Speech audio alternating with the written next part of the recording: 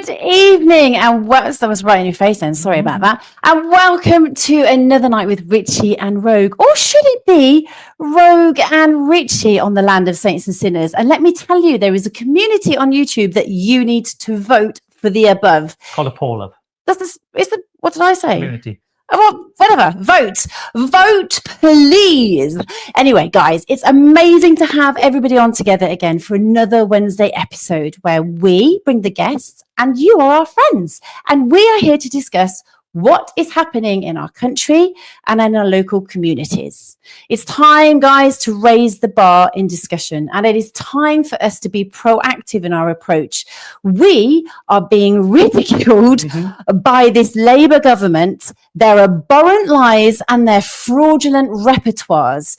What with Rachel and her budget crippling the economy and ushering out the rich in hope that the Fabian fanatics will push their narrative of be happy and own nothing onto us, the meek and low working class people. Do the London centrics not realise the irony of the truth and reality? So what is the truth?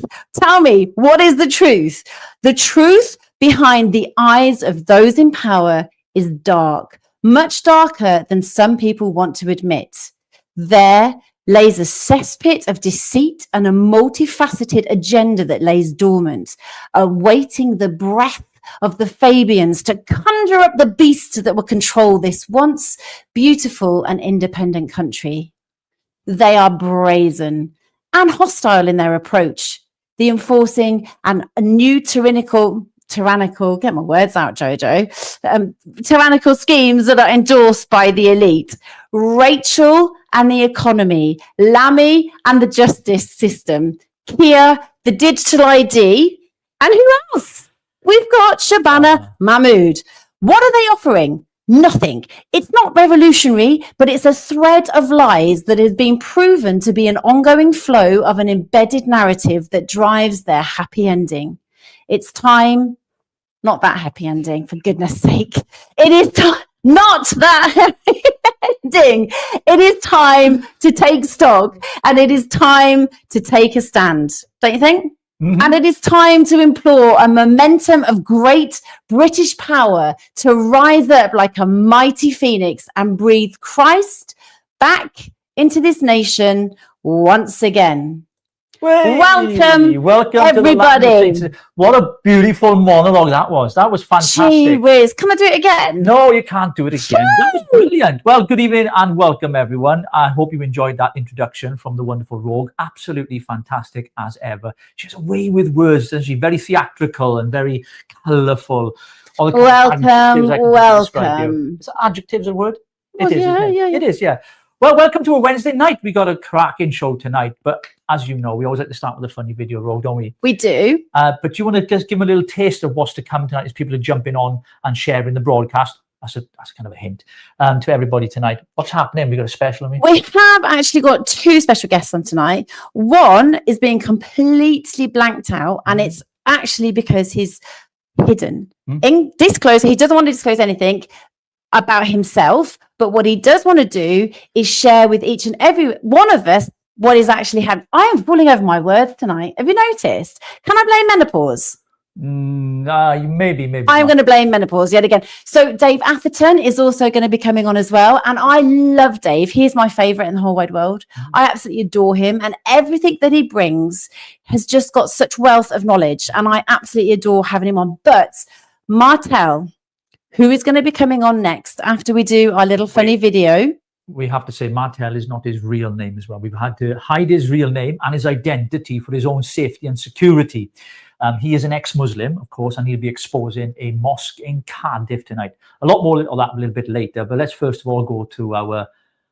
Your little funny Well, I like snippets. a funny video to start it off. I think. We have to start it off with, listen, politics is so depressing, and it drains your soul. It drains your mind. We need funny just to keep the mood alive.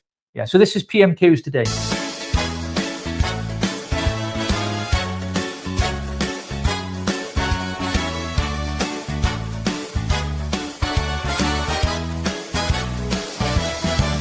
I was walking down the street Late one night, when my eyes beheld a sickening sight, for the wanker from number 10 began to rise, and suddenly, to my surprise, he threw a bash. He used the taxpayers' cash, attended by the globalist trash. It reeked of power and cash. From his office high in 10 Downing Street, the wanker stepped out and joined the elite. The leeches came looking hungry and posh to get their slice of the taxpayers' dush. They're at the bash, kissing globalist ass. A room full of trash. Yeah, it was a wanker's bash. A woke wanker's bash. Lord Ali was having so much fun, handing out gear to everyone. Knickers for Vicky and glasses for passes, and late night lessons in fondling horses. They love the bash, the Starmer bash. They love the bash, they're rolling in cash. They love the bash, the Starmer bash. Oh, what a bash, a woke wanker's bash. Rachel from accounts, yeah, that lion bird with hair that screamed Richard III. She swung around the bash with a glass and a scroll, and wouldn't stop moaning about her black hole. She loved the bash, the Starmer bash. She brought a pipe and a bag of hash. She loved the bash, the Starmer bash. Oh, what a bash, full of trash and hash. Angela Rayner gave him a scene, pulled a Sharon Stone, moved bold and obscene. She crossed her legs and let out a howler, and Lord Ali fainted at the sight of her growler. She flashed her gas, a ginger growler flashed her ginger gas, They saw a pubic rash. She flashed her gas, a ginger growler flash. Oh, what a flash! Whoa, Lemmy's bottle crashed. Lemmy rocked up, thick as a brick, accused Farage of being some German prick. Said he'd grown a cervix at home, then declared black smoke meant Black Pope of Rome. He got pissed at the Starmer bash, kissed Keir's ass for some extra cash. He loves the bash, the Starmer bash, where our souls strive and nothing's clash. Has anyone seen Keir and Lord Ali? They went backstage, said they needed privacy. Ali said he had some coke for Keir. Well, I think he said coke. For God's sake, Lemmy, stop eating the potpourri. Angela, will you put a muzzle on that thing? And Rachel, stop bloody crying. I'm sure you'll find a way to plug your black hole. Wow. That was fantastic. I didn't see that before. Yet again, he pulls these up and then he surprises me. Wow. I did laugh. The growler. Yeah. Angela Rayner's growler. What a howler. See what Ali followed? Muzzle on it. Anyway. Blinking Nora. Well, good evening, everyone. And we got some comments coming in, so we're just going to say hi to all our regulars here. We got Nikki on here. We've got all our friends coming on. Just putting your comments on here. Good evening, Buffon. Good evening. We got some comments coming in here. Thank you very much. Hello, Katie, my darling. How's it going, my love? I have missed thee. Rachel needs the boot. She does indeed. Not in the black hole, though. There we go. I think she needs to go in the boat. Yeah. Get her on the Society, boat. The Fabians. Yes. Yeah. Good evening, everyone. Happy ending. They enjoyed that bit when you said, you know what you meant, yeah. Tongue in cheek and all that. Did I say tongue? Oh, no, I shouldn't have said that. Anyway. Tongue in cheek with that. Yeah. Brilliant. Move fantastic. on. Yes. So, Rogue mentioned at the start of the show that we got a poll going on, right? Now, this is important because if you're part of our online community, we love that. And please get on there because we want as many people on there to engage with one another as possible. And we'll put stuff out about the show that we're preparing in the week for the Wednesdays and Sunday nights. By the way, Sunday night's going to be incredible. We got an incredible guest on Sunday. You don't want to miss it. It is phenomenal. We got a Christmas special coming up as well, haven't we? Yeah, it's very exciting. On 17th. 17th of December. Get it in your diary. We've got the wonderful Father Calvin Robinson joining us live for our Christmas special. So you don't want to miss that. Are you going to wear a Christmas jumper? No, I am not. I thought we agreed in the car on the way to No, studio. you agreed. What did I say then? Do you want me to tell them? Yeah. He said that for Christmas, I have to wear a Christmas jumper with his face on it. What's the actual hell? That is totally taking Christ out of Christmas, mate. Absolutely, absolutely. Well, I'm supposed to wear one with you on me as well. I didn't suggest that. You came That's with that putting idea. the devil right into Christmas, baby. It is, yeah. By the land of saints and sinners. But thank you all for subscribing. If you've not already subscribed, why not? And don't forget, if you want to donate to the channel, you can by going to the link, buy me a coffee on our YouTube channel. We'd appreciate it. Please do. Yes, because we need. Why do I always think these things? Anyway, moving on. Yeah. So, Martel, I think we need to get him on, and I think we need to ask some prevalent questions because becoming a Muslim, because you've been born into that, to then becoming an ex-Muslim actually says quite a lot, doesn't it? It's like somebody becoming a Christian, having that faith, and then removing themselves from that completely. There has to be this kind of disconnect and discord. So I want to get him on. Let's have a go. But for those, just firstly, quickly, if I may, Rogue, who are joining us, who just joined, just tuned in, if you're watching on X as well, and you're watching here on YouTube, the reason why his identity has been screened out is because of for his own safety, because, of course, of what he's going to share tonight. So we're going to bring him on now and let him introduce himself. Here he is. Martel, good evening. Good evening, Richie and Rogue. How's it going? Loud and clear. Yeah, perfect. Great to have you on. Thank you so much, Martel, for agreeing to be here with us. And obviously, we want to respect, your privacy. And I'd like to kind of really ask a few questions, actually, about your journey with being a Muslim and your home life, and then how it kind of evolved that you are now no longer a practicing Muslim. Yeah, well, firstly, thank you. It's a pleasure to be on your show. By the way, that's not my real photo, by the way. That's a historic photo. Yeah, so good question. So the reason I wanted to come onto the show and really share this with you and your viewers, as well as people of Wales, people of the UK, and really around the world, is that many people who are born in the Muslim faith may not necessarily agree with the tenets of the faith, yet they live in fear of retaliation, of violence, of speaking up. And I really want to tell a very quick story about myself, but really it's more common than you think. And, there are people who are maybe secretly Christian, secretly atheists, agnostics, and this is even in Saudi Arabia, in Iran. I've met someone who actually came from Saudi Arabia, was living in a block of flats with Muslims, but he had to pretend to be a Muslim within the block of flats. So yeah, my story. Oh, hello, can you hear me? Yep. So I was born in the UK, and you asked, it's a very interesting question. Why the disconnect? Why would someone leave the Islamic faith? And really, as I was growing up as a teenager, I was taught to hate Jews. There's a lot of anti-Semitism involved, and I spent a lot of time with Christian people. Went to a Catholic Catholic school, even attended a church every Friday. But I did see this disconnect. What I was being told and what I was seeing were two very different things. And it's only really when you really open up the Quran, the Hadith, which are the sayings of Prophet Muhammad, or reading the biographies, it's really then you get to see actually what the faith is actually teaching. And so by the time of age of 16, I thought to myself, this doesn't quite make much sense. I don't quite see the connection between what I'm being told. For example, being told that non-Muslims are,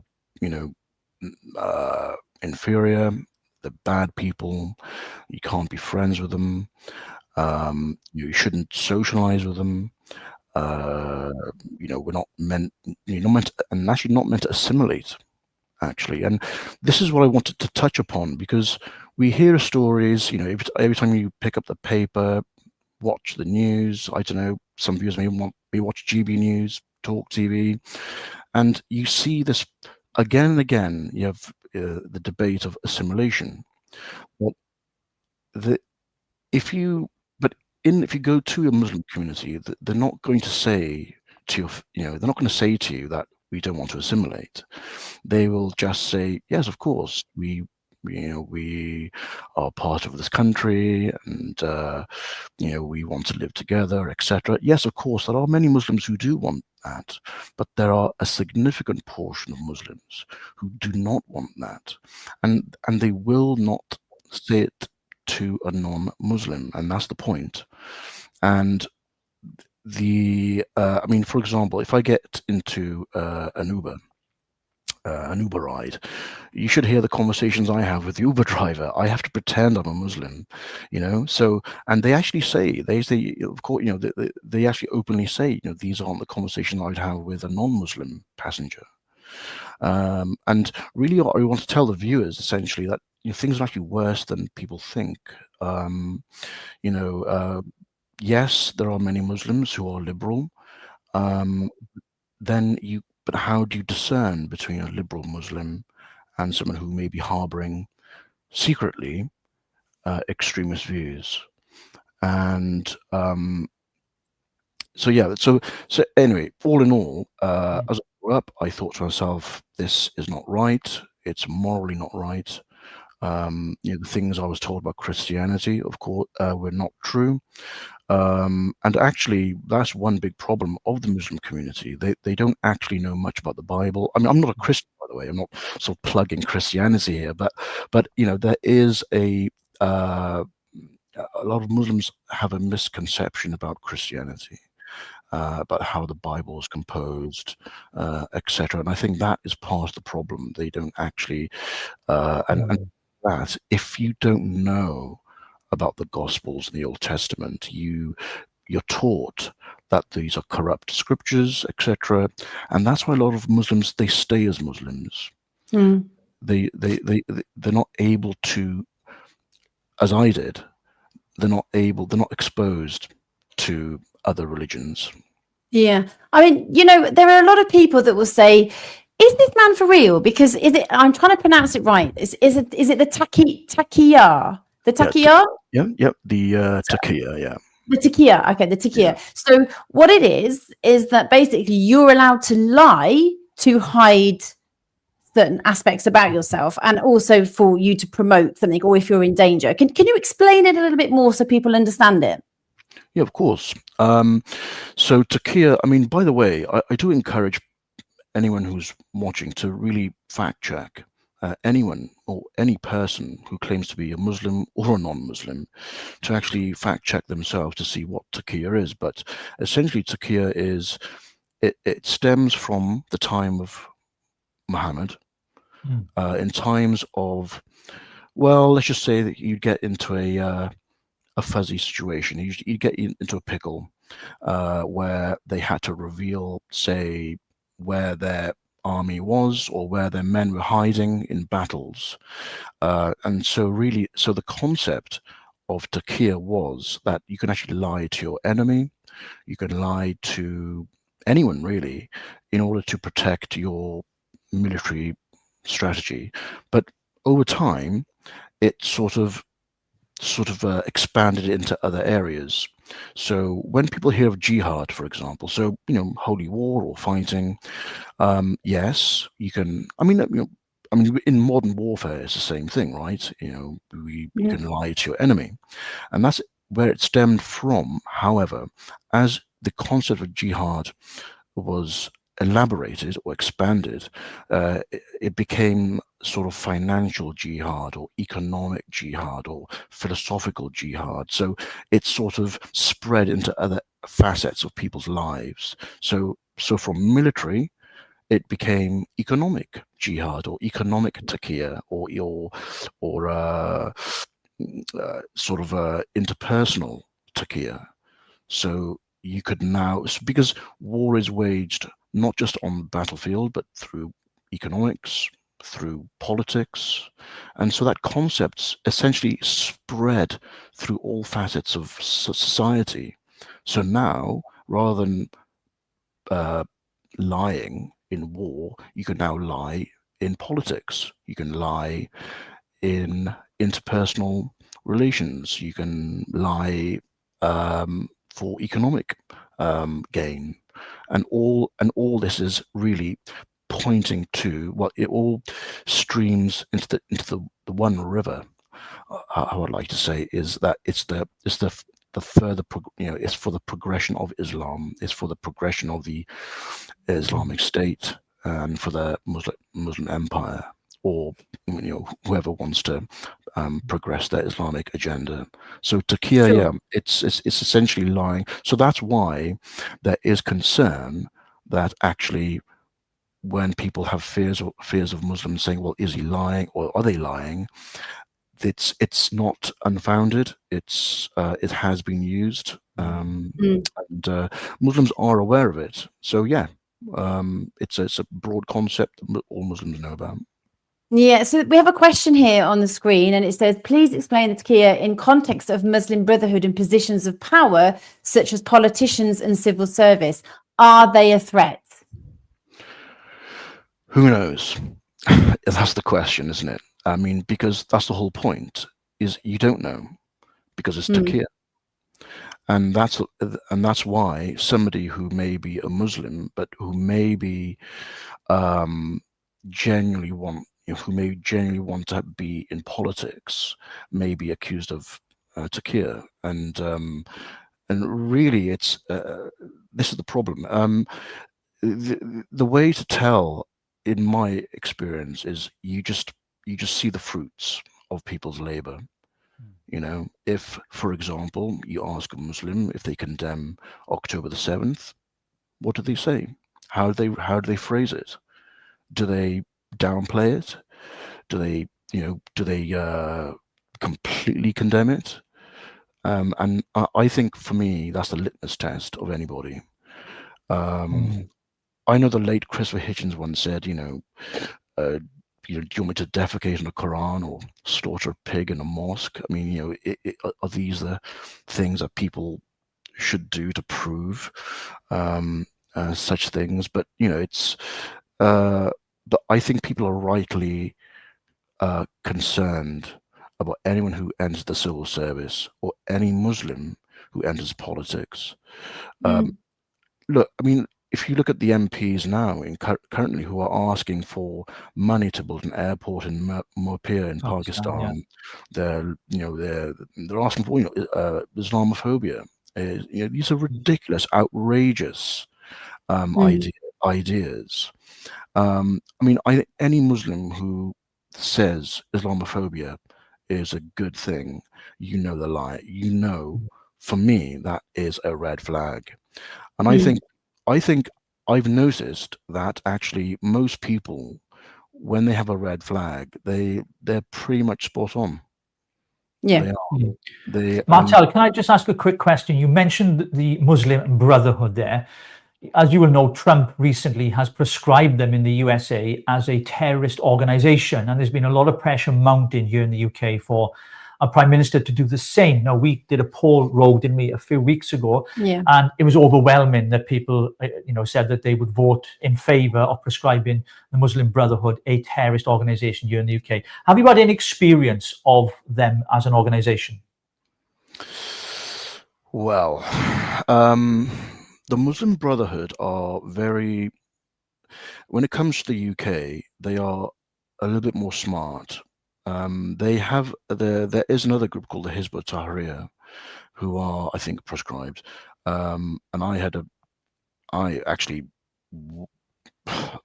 knew a lot of people at Hizb ut-Tahrir growing up, but in the UK, the Muslim Brotherhood is apparently less visible because they don't say who they are. So even amongst Muslims, they may not say who they are. They're quite smart, actually. Now, I've left Islam for a while now, so I used to go to, say, students' unions at universities, and there'd be lots of gatherings, and people were quite open about which organization they worked for. So I don't know what currently Muslim Brotherhood, how they are engaging people today. The only thing I would say is the Muslim Brotherhood is probably something that you'd only know if, say, a Muslim said something like, I know a guy from Egypt, and he is part of a charity, and he's a great friend of mine, and I'm out here to do some more preaching, or I'm here to, I don't know, become an MP. That's kind of how you'd know about Muslim Brotherhood. Whereas Hizb ut-Tahrir, they were very clear, you know, they had branded, you know, sort of, you know, they advertise themselves really well. And that's why the Muslim Brotherhood don't like Hizb ut-Tahrir, because the Muslim Brotherhood, it needs to be clandestine. It needs to be very hard. I mean, in Egypt, you can, if you went to Egypt, for example, or other Middle Eastern countries, you will have the Muslim Brotherhood as an organization clearly visible, you know, advertised. But in the UK, they're not as, they don't do that. And that's so in Wales, can I just ask, you know, tell me about the Muslim community in Wales, and, you know, especially in the urban areas, like what are we looking at? What are we facing? Okay. Now, so this, I'm going to speak very generally, but the key thing to understand is all Muslim communities, they are governed by very radical imams. So they hold the true power. So whether it's Cardiff or Bristol, London, the Muslim community, they import the imams from Pakistan, the Middle East, etc. So really the Muslim community is, well, you could say brainwashed into these extreme views, such as anti-Semitism. If you go into a mosque any time of the day and you hear a speech, yeah, you'll be pretty sure to hear something. So the Muslim community is divided. Okay, so you'll have Muslim communities. So you have Muslims who may be secretly, they may be quite liberal. There's a lot of infighting actually in Muslim communities as well. They disagree on all sorts of things. And like, for example, in Cardiff, you'll have mosques divided by nationalities. You'll have a Bangladeshi mosque, you'll have a Pakistani mosque, you'll have you know, a white mosque, because as in the there's an Al-Manar mosque in Cardiff, and a lot of white converts go there, a lot of Arabs go there too, and you won't see Bangladeshis or Pakistanis going into that mosque much. And you know, because they disagree on so many things.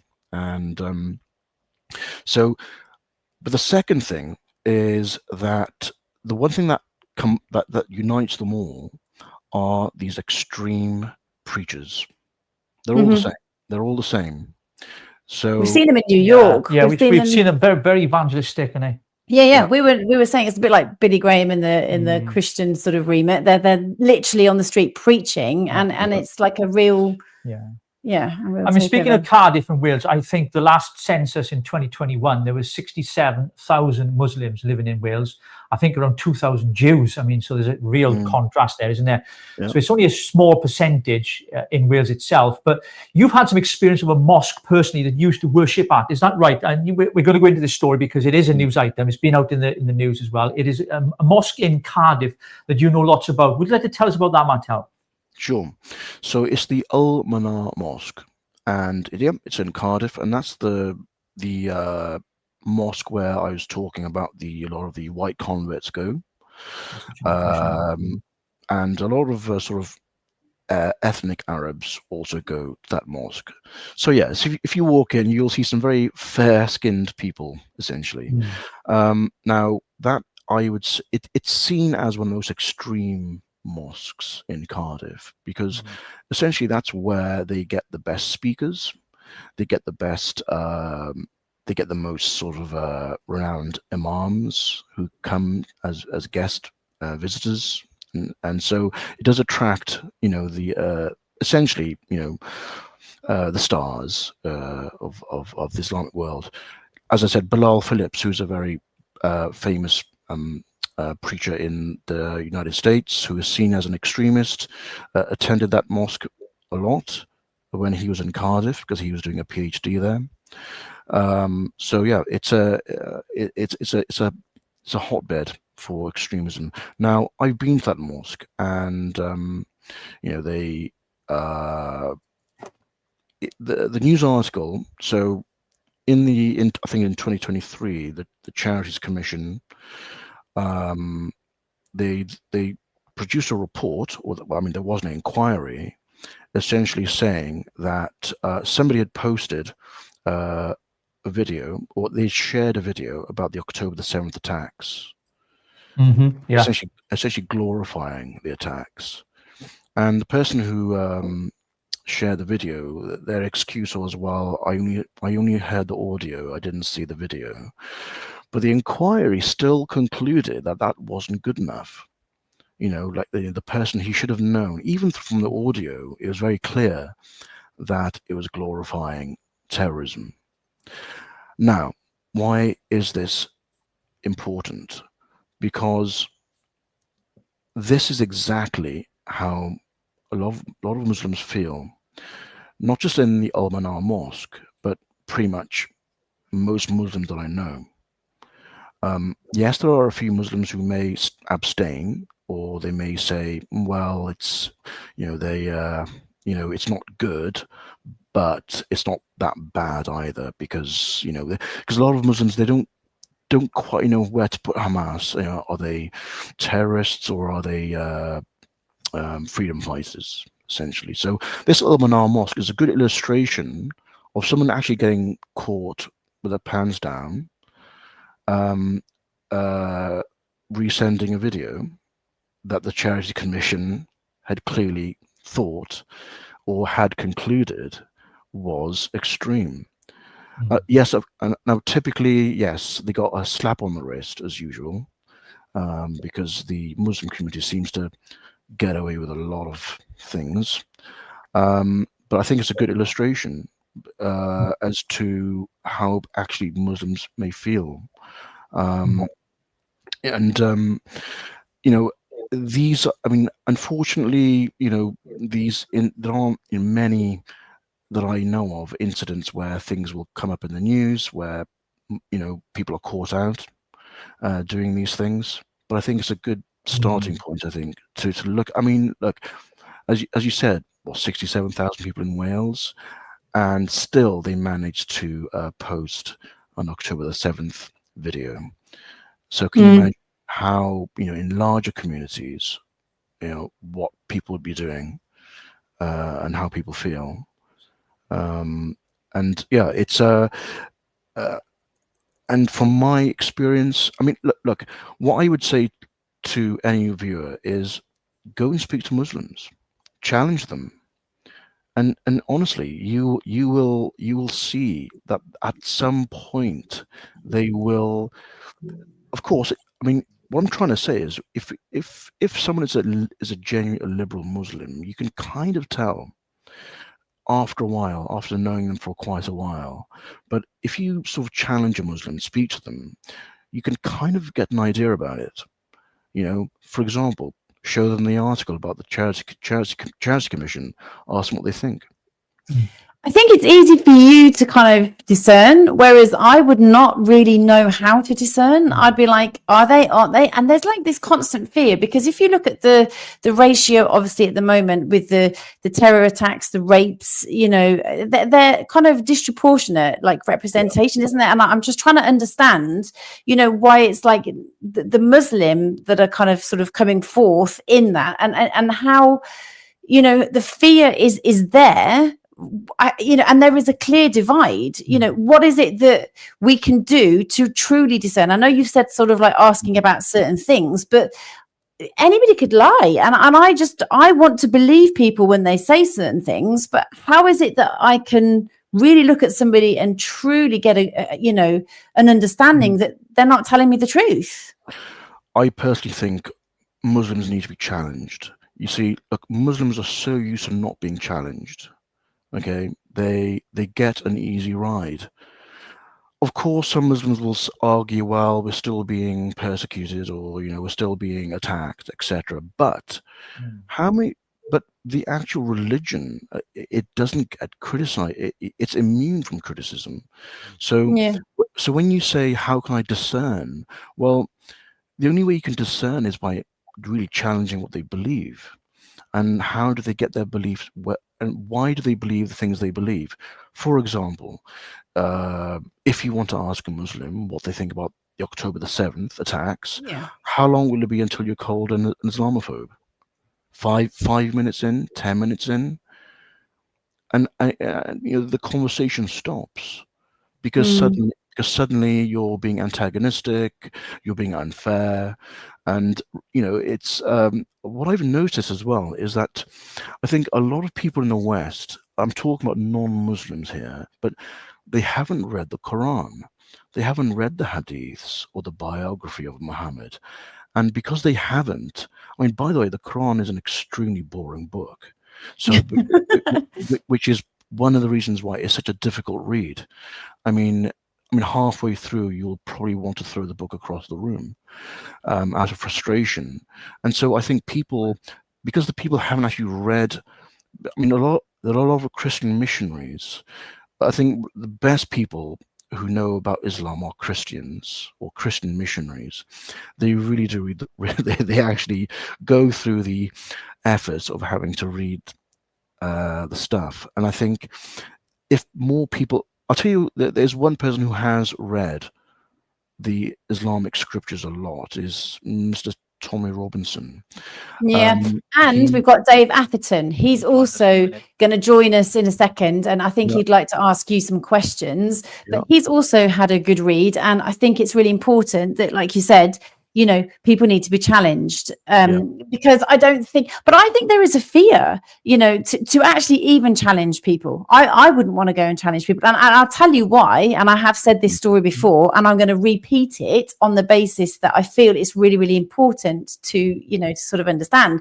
I was at college and I had a Muslim guy come over to me, and he held a knife and he put it in my leg. He literally was holding it to my leg and was trying to insist that I had sex with him. Now, I was laying on the grass outside doing my homework, and I have to say, it came out of nowhere, and it really, really frightened me because I was just sat there with this knife and him trying to enforce me to sleep with him. And then it happened, it so happened that there was some Sikhs behind that saw what he was doing, and they absolutely kicked off. And there was like World War III, right there and then, because they would not tolerate how he was treating me. So that was back like 30 years ago. I'm sorry, but I certainly wouldn't be wanting to approach people because of what I've gone through. So although you say, and, I'm not trying to dismiss what you're saying, you're telling us to go and confront and challenge. However, with my experience, there is no way on this earth that I would challenge, because I wouldn't want to ever put myself in a position like that again. So, how do we challenge where we're not going to have a backlash? How do we challenge where there's not going to be violence? How do we challenge and actually have that, sort of answer and a healthy conversation? Because there is just too much, I would say, sort of antagonistic sort of issues between, the Christians and the Muslim faith. I'd like to get Dave on now, and then you can answer that. So is that okay if we do that? Yep, that's brilliant. Perfect. Well, good evening, Jay. Hello, Dave. Oh, yeah, how you doing? Right, the good How you news. doing? Well, Yeah, good. Yeah. Well, the good news is that I've changed my PC. I don't know what it is, but my brand new PC downstairs just wouldn't work for StreamYard. But You're joking. No, so I've had to change You're the like, PC. hurry up. Well, and this is the one that's dodgy that crashes on me, And so, No. If I suddenly go missing, it's not my fault, Gov.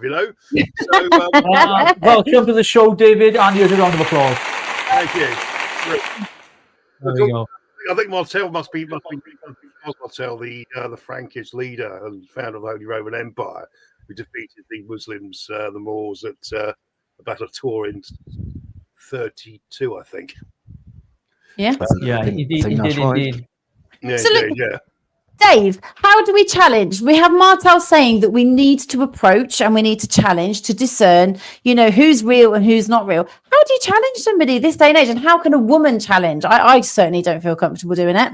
Sure. Well, let's be honest. If you look at the Quranic verses of 434 and 424, it is a misogynist and violent religion in some for many, not all. 424 justifies the rape of non-Muslims, and 434 it refers to beating your wife should she show you some dissent. Just to give you, I'm sorry, this is all very depressing news, I'm afraid.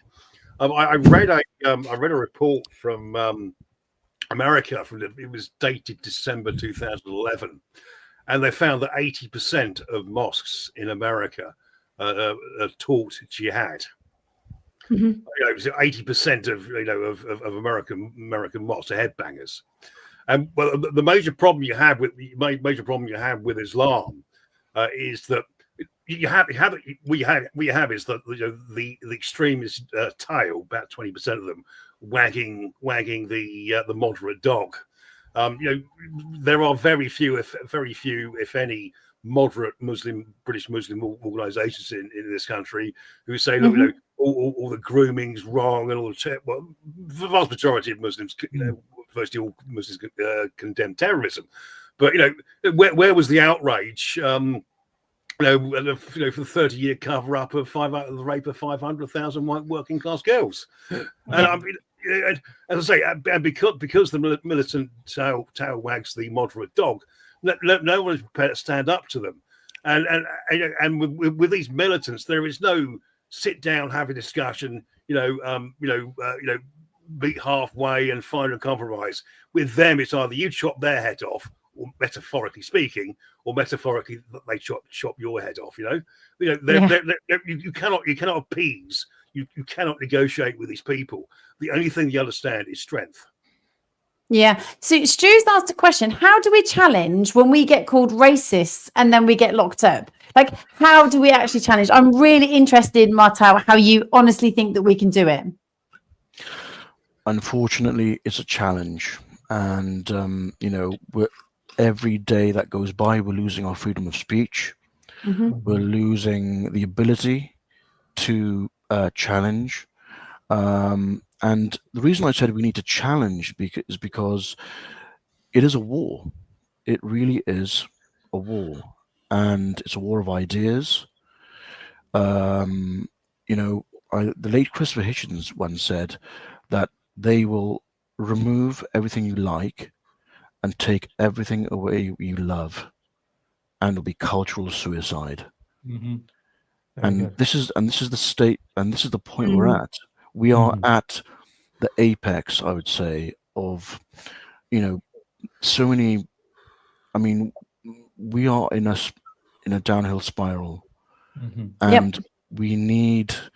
There isn't much time left, and I think the Muslim community, they also need to decide what they want. Mm-hmm. They need, what do they want?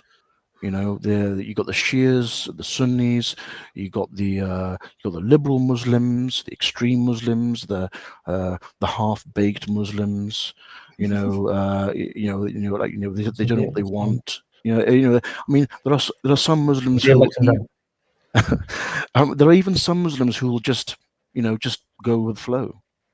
If Zara Sultana had her way, or Islamophobia came into our politics or was made law, a lot of Muslims would probably think, no, okay, yeah, we'll go along with it, because they just are quite apathetic to it. And sorry to interrupt, Martel, but it's one of those things is that when you go to a madrasa, an Islamic school, and the way that Muslims are taught, they are not unlike us, or used to be anyway. They're not taught to think critically. They're literally brainwashed by the Quran, and it's drummed Indeed.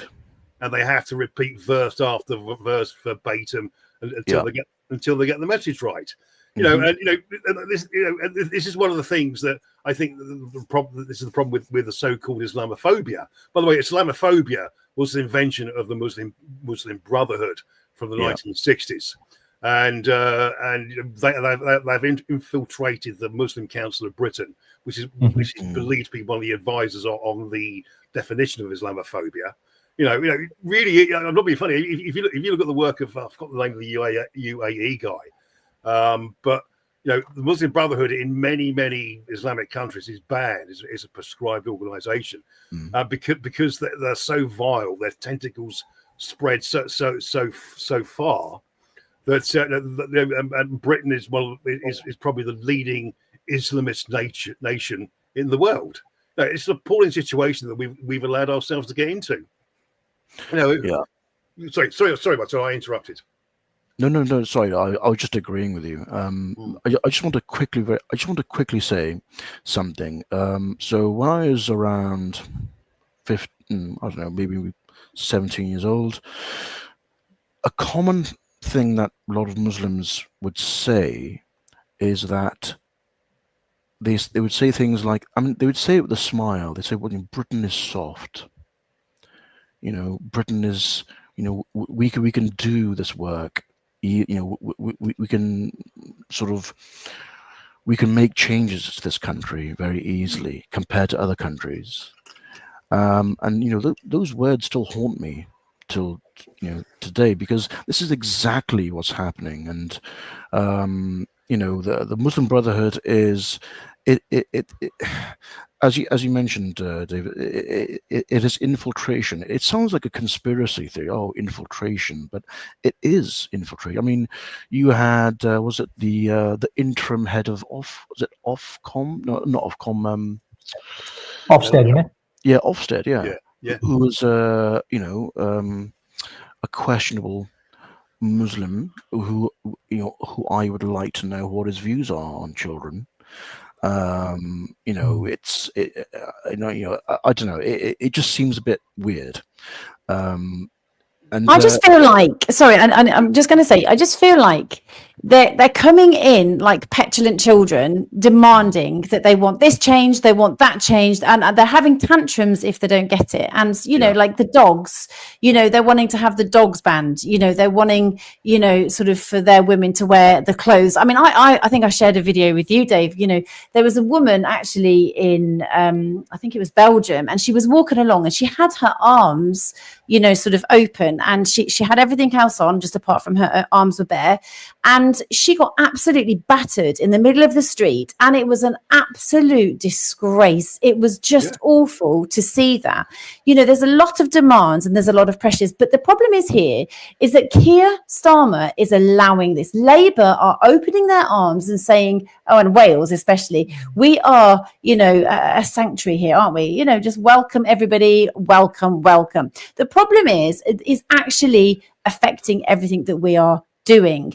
And again, I just feel like where they're having these like sort of tantrums and want everything sort of accustomed for them, that's because they think we're soft. So ultimately we have to stand up and do something to ensure that we aren't being bossed about anymore. Is that what you're saying? Precisely. We are, because look, so it's worse than people think, because Muslims, they know what they're doing. They absolutely know what they're doing. They know that they're using the system of they're using the liberal society, the democratic process. They know all of it. They know that they know how to sort of use our weaknesses. They're taking advantage of our goodwill and democracy, aren't they? Absolutely, but it's cold-heartedly deliberate. It really is. And honestly, I look, when I watch, like, say I watch, I don't know, GB News, Talk TV, etc. It's not, they're not being hard enough. They're not being. I still feel people are tiptoeing around the issue. And and that's another problem. We need we need to say, call it as it is. And look, Trump has banned the Muslim Brotherhood. Some people might think it's a bit over the top. I mean, how can you prove they're terrorists? But I think Trump, I agree with it, because we've come to a point now where, as a civilization, what do we do?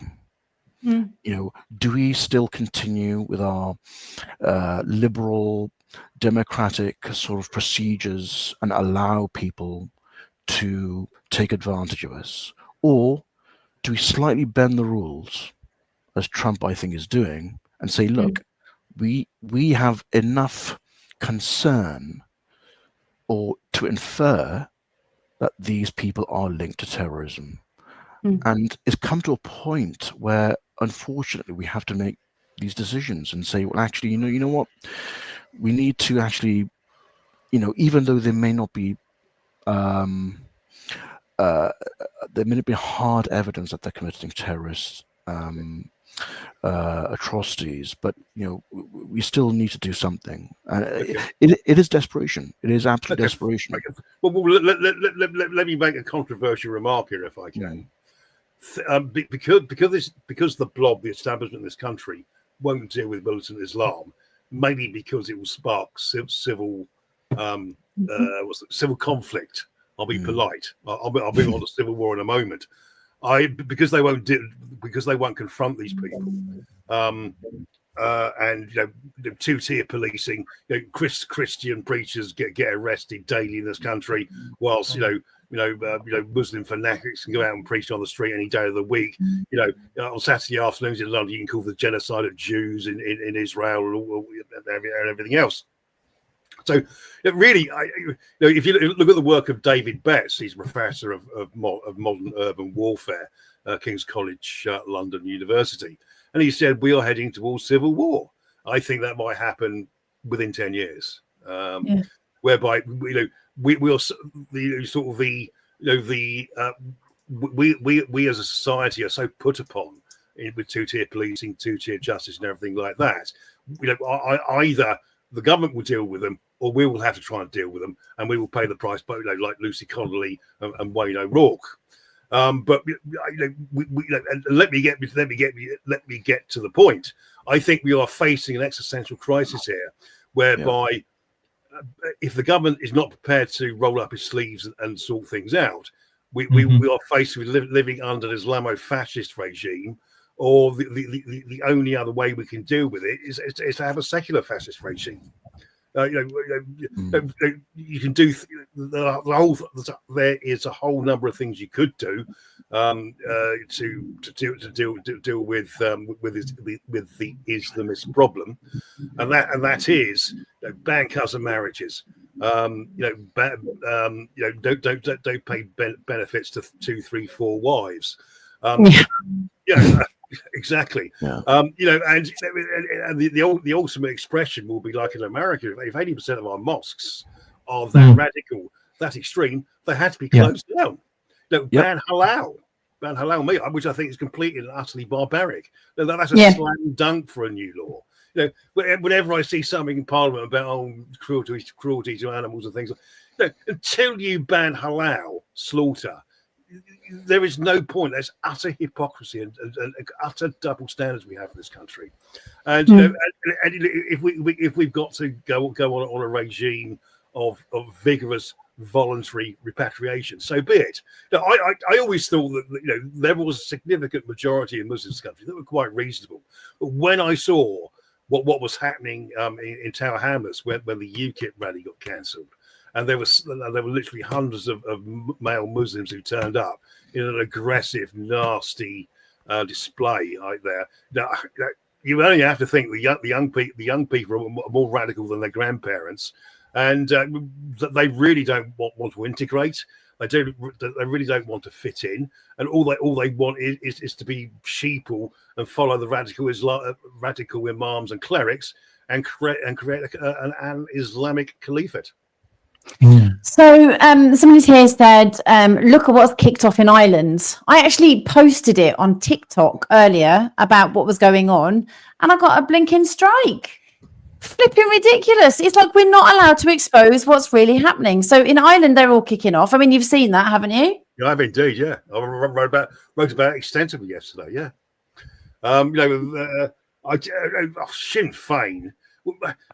The absolute irony that Sinn Féin, sort of I always call them Sinn Féin IRA. I can't really see the difference, and and the way that they are pro-immigration. They're a nationalist organisation, but they're pro-immigration. I just find that completely and utterly hypocritical, and the fact that because they're so extreme left and Marxist in their ideology, that they are pro-Palestine as well. And there was absolute madness. By the way, the reason the Palestinian flag came up was United Nations designated yesterday as a day for to appreciate Palestinian causes and the Palestinian suffering. That's the reason why the flag has been red. They've also done it in Rotherham as well. But I'm really glad the Protestants kicked back on that one. And I think the flag was taken down well before I think it was given 24 hours to be up there on the flagpole, but it was taken down hours before it was meant to be. And congratulations to the Irish Protestants over there. Absolute disgrace what Sinn Féin did. Yeah. I'm just having a look now. Yeah, we've got some comments coming in. People asking what's happening in Ireland. If you've not already seen, David, you've been following this story, haven't you? So, would you like to tell our viewers what's been happening in Ireland? Obviously, with Ireland, different kettle of fish, because they were very proud of being part of the European Union, but obviously they thought to themselves, we're safe from this mass illegal immigration, but it's now becoming a massive problem to them, isn't it? Well, it is indeed. I've read the conspiracy theory at the most conceptual level. I've read the conspiracy theory is that that Ursula von der Leyen and the commissars at the EU are using immigration to destabilise Europe, so they can maintain control.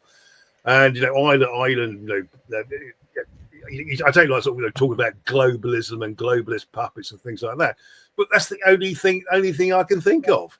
That the Irish government wants to get a pat on the head from the United Nations, the EU, and the globalists. Oh, look at us! We're now 20% ethnic minority. And I just cannot work out why there is not one unified party in Southern Ireland like we have Reform in Britain, which will stand up to Fine Gael, Fianna Fáil, and Sinn Féin IRA. A lot of people plough. It's probably like herding cats, like it is in Britain to a certain extent. Yeah. But yeah, I think the anti-migrant demonstrations and what have you have had no effect in Ireland.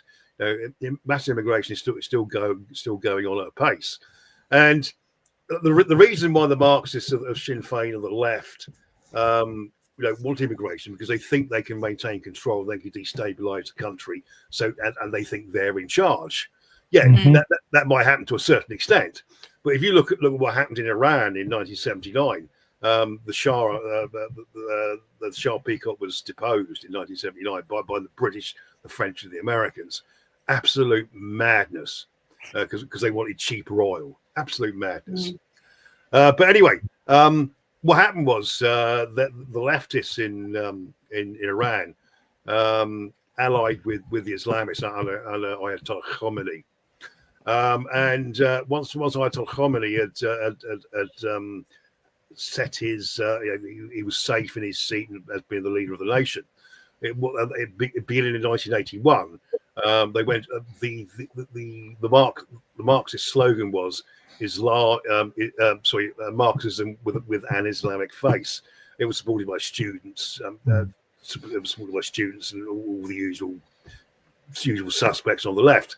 And from 1981 onwards, they were butchered. It wasn't a case of they're put into jail and you've been a naughty boy for 5 years, and they were taken out on the street, put up against the wall, and shot. Yeah. I'm told I've read figures of 30,000. I've read figures of 10,000, but basically the left were actually taken out and literally ethnically cleansed of power in Iran. And this will exactly what will happen to the Labour Party. This will exactly what will happen. If anybody cozies up. Do you remember? I don't know whether you remember, but during the Tower Hamlets town hall, where UKIP were barred, there's a guy with a megaphone. He said, "Yeah, we're with you, white guy. We're with you, leftists. We're with you." And the Muslim guy turned around and said, "No, you're not." Yeah. I saw that and I was like, see, literally, they're not going to be working as a team, but the leftists are like, oh, welcome. And this is what I was going to ask, actually. So, it feels like they're tapping into the left. They're tapping into the kind of, everybody's welcome, you can come in. But is the Fabian Society and Brotherhood somehow connected? Well, I don't know the answer to that. Who knows? They could be. They could well be. The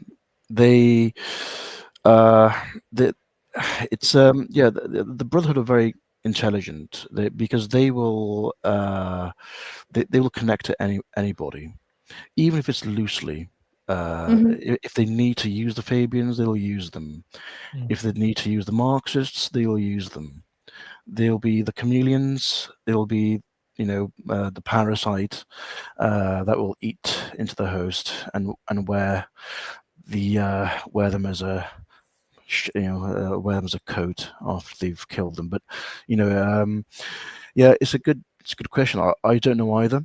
But all I do know is that any Marxists, leftists, or socialists will be eaten for breakfast by the Islamists.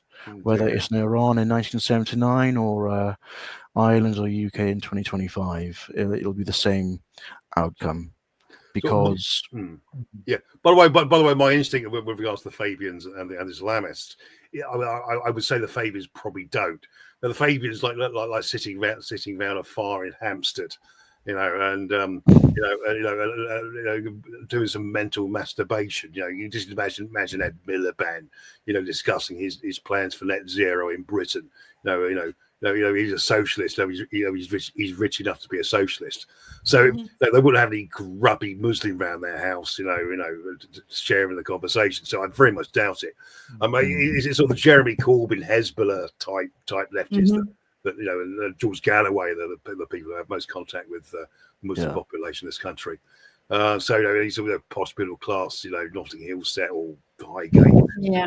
No, they wouldn't be seen dead in the same room, Well, guys, this is fantastic stuff. Martel, very, very interesting insight. I mean, because you've got a real insight, of course, being part of that community for so long and seeing what goes on there as well. In particular, that mosque in Cardiff that obviously had the video promoting Hamas and them celebrating it. I mean, this is happening up and down the country. I might remember back in early 2000s when I was living in the Black Country in Tipton, the Tipton Mosque was known for breeding terrorists, homegrown terrorism. In fact, the police raided it a number of times. The park near there was a sign up that said no whites after 8 p.m. Now, I'm going back over 20 years ago, and that was happening then. So we've seen an acceleration of this in the country. Guys, we're going to go to a quick break. We're going to show a funny video. I'm going to come straight back, okay? And we've got some stuff we want to get through as well. Martel, you can stay for the conversation if you so desire, sir. Okay. Pleasure having you on. Of course, those who've just tuned in, you wonder why his identity's been hidden. It's for his own safety. And of course, we respect that as well. So we're just going to go to a quick break and be straight back.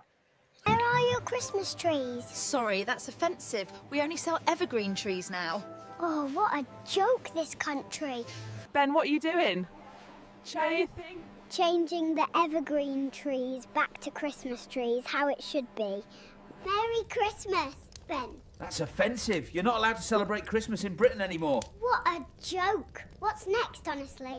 Ben, what are you wishing for Christmas this year? A new government. There he is. He criticised Labour. Get him!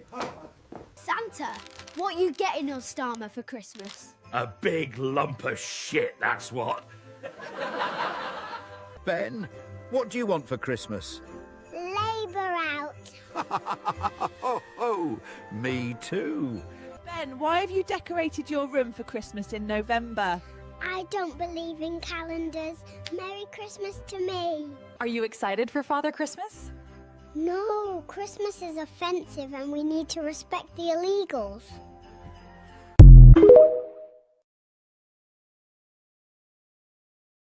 Absolutely brilliant. Dark British humour. So, David, what are you doing for Christmas this year? Have you got plans yet? I know we're going to be in London on the 13th of December. What's happening on the 13th, David? That's a good question. Oh, you're joining it. No, 13th is a Friday, isn't it? We're bringing Christ back into Christmas. Yes, we are. Saturday. That's a Saturday. Right, Yeah. I can see you there. We're coming to yours. Yeah, we've invited ourselves to yours. Good stuff. Gordon's wine bar afterwards. That's where we're heading for. I assume you'll have press passes like myself.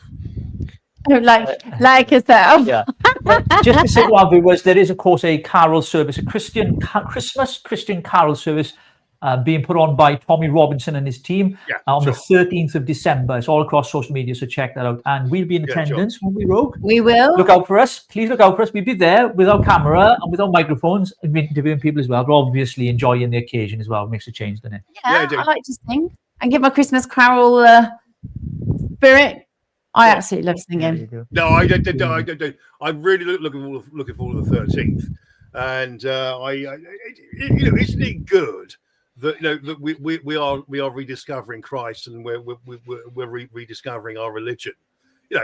Some cynics might say, oh, because it's all there's a sort of nationalist tone to it and things like that. Well, so what?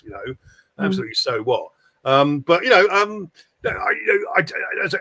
As a Christian myself of Jewish heritage, I look upon things. My takeaways from the New Testament are turn the other cheek, forgiveness, and to be decent to other people in the world.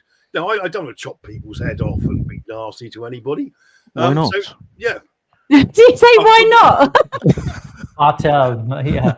Why not? Yeah, that's the Martel spirit for you, isn't it? Pushing back against the Islamification of Western Europe, take it off their heads. Yeah. Well, we're Christian forgiveness, but only when we won. I just want to add to that. I mean, it's such a shame this country is. I mean, I'm an atheist, but it's the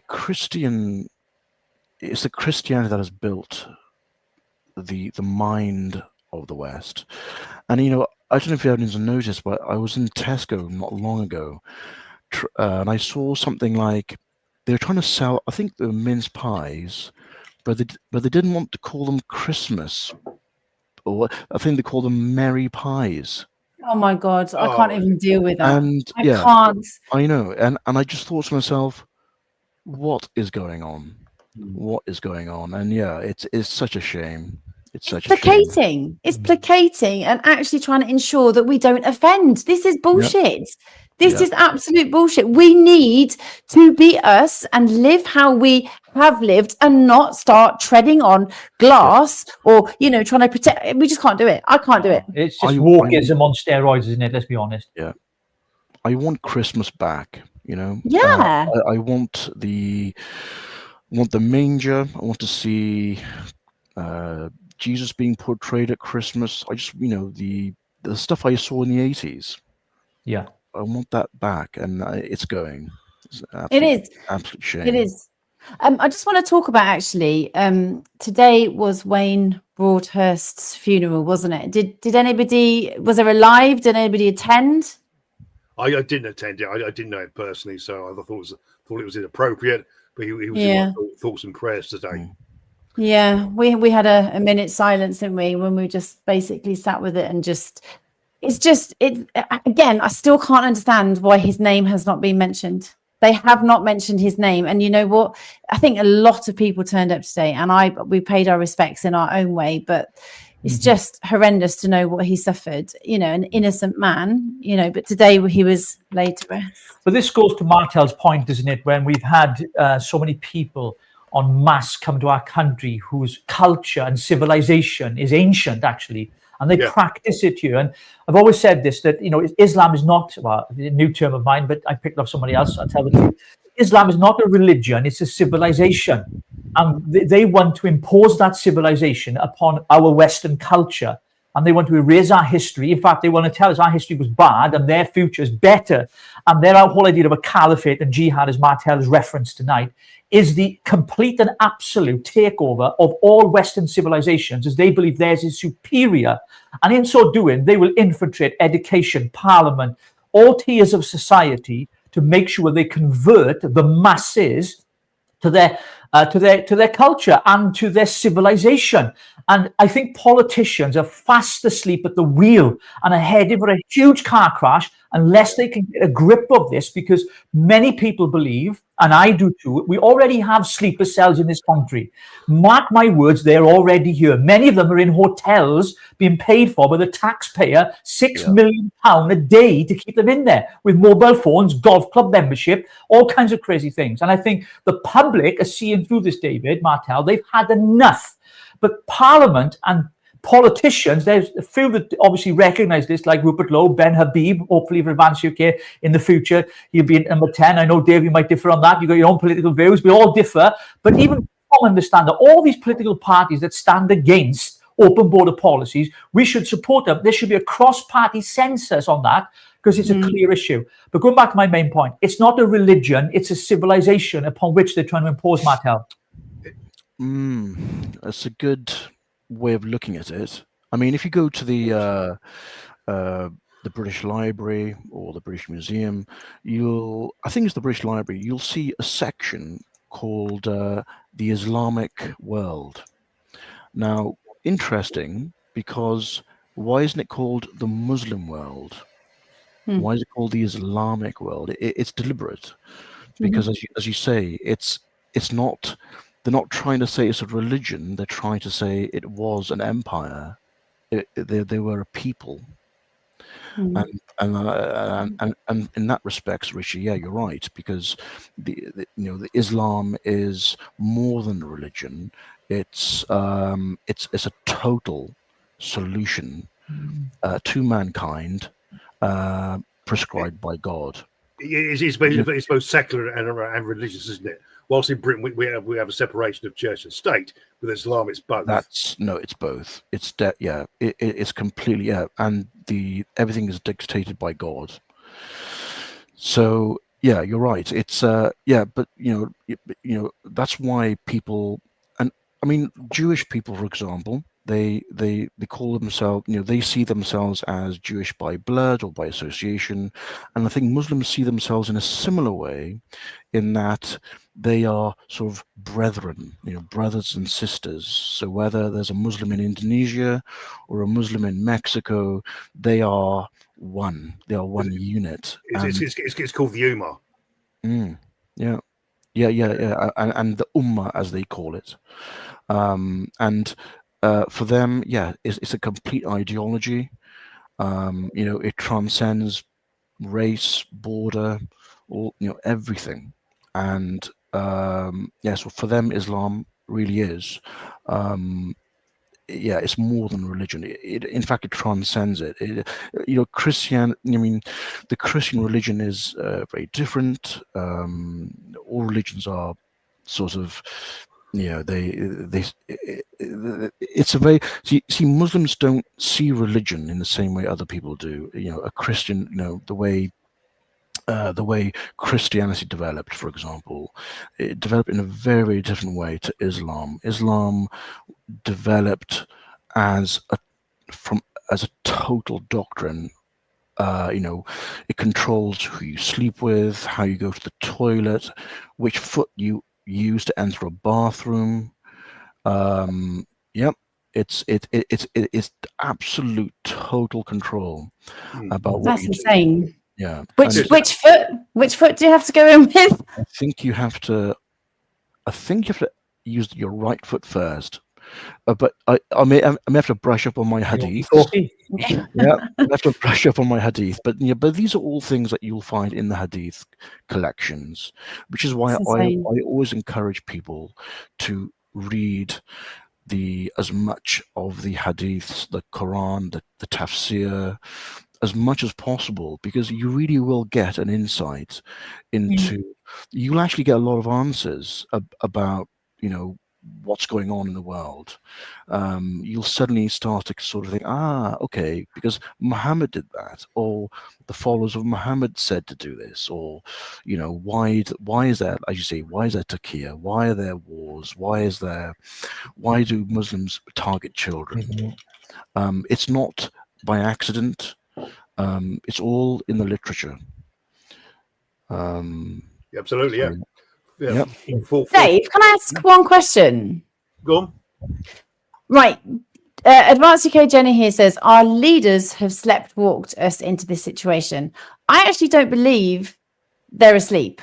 I don't believe, like you just said, that they're asleep at the wheel. I believe that this is deliberate. I believe that they are wide awake and they know exactly what they're doing. What do you think? It's probably even worse than that. MI5 have obviously got a watch list. 43,000 people on that watch list. 39,000 are Muslims. Well, yeah, 39,000 are Muslims. I've read today, although it's unconfirmed, I need a second source, that list has grown to 80,000. Sheesh. And I presume that's probably allied to the mass immigration over the channel. I think ISIS and Al-Qaeda have seen this, and Iran have seen this as a massive opportunity to get as many of their operatives over to here. Do you remember the video? Do you remember that video from Stoke around August of last year, whereby that Asian police officer addressed a bunch of apparently Muslims, and he told them to take. Well, in fact, they must have been Muslims, because he said, "Be good boys and take your weapons and machetes and knives and baseball bats down to the mosque." I'm told there's a lot more in some mosques than one can imagine. Where I'm leading to is via MI5, Keir Starmer, the Blob, the establishment know what an existential threat Islam is to this country, and nobody wants to block their copybook and their CV by standing up to them. Sir Robin Day in 1982, I think it was, 83, said to the then Defence Secretary, Sir John Knott, "You're here today, gone tomorrow, politician."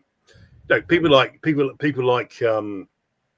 Starmer, Rachel Reeves, Yvette Cooper, Wes Streeting. In 3 years' time, 4 years' time, they will be fish and chip paper. Everyone would have forgotten about them. No one cares about them, and they've come and gone. They know that is why politicians don't plan long term, because they know that they have a short tenure with their hands on the levers of power. But the point is, no senior politician wants to be the person who ignited a civil war. If you look at the work of David Betts, as I say, I referenced it earlier on about the guy's professor of urban warfare. He's threatening it. No one wants to be the person who lit the first match and set fire to the petrol and the blue touch paper. It's just utter cowardice. These people are putting their own careers and their own reputations before the country. I think it's a good theory. It's a good theory. Yeah. I mean, I think that's quite a plausible explanation, Dave. Yeah. I have heard another explanation as it's not as convincing. Yeah. But a lot of people in power they hate the West, they hate the country, they hate everything about, and they want change. And one way of advancing that change is by mass immigration to essentially destabilize the West. But I don't know. I think what you've just the David Betts thing is probably a little bit more convincing for me. Sure, absolutely, Is that no one wants to be responsible for starting what could be a very tumultuous time. Britain in 10 years' time will be like Israel is today. Yeah, we will always have the threat of Islamist violence in this country. 7/7/2005. The Ari Grande concert in 2017. The London Bridge, Southwark atrocities. These will become more common. They will become more bloody, and more people will die. Because the politicians of this country don't have the backbone to deal with it. Keir Starmer and the Home Secretary Shabana Mahmood have full access to MI5 files. They know full bloody well what's going on, but they're too frightened and maybe even or complicit.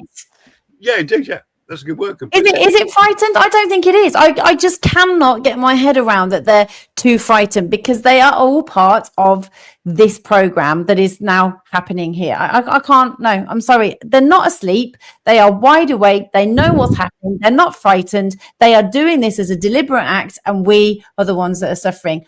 Are we wide awake? Not everybody's wide awake, are they? No, absolutely not. No. So no, it's unfortunately, I hate getting old. I wish I was 20 again. If I was 20 again, 16, 20 years of age. If you were 20 again, I'd have snapped you up, darling. I can pretend. You can identify the 20-year-old.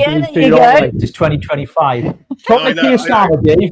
Talking to Keir Starmer, did you watch his today in PMQs when Kemi Badenoch really had a go at Rachel Lee? He's going to show this clip, Dave. I want your thoughts on it as well. Here we go. The speech was not misleading. So if the leader of the opposition had any decency, she'd get up now and apologise. Mr. Speaker. You might be enjoying a cup of tea with Mr. Holden if you carry on. Mr. Speaker, no one believes a word that the Prime Minister says. We now know the black hole was fake, her book was fake, her CV was fake, even her chess claims are made up. She doesn't belong in the Treasury, she belongs in La La Land.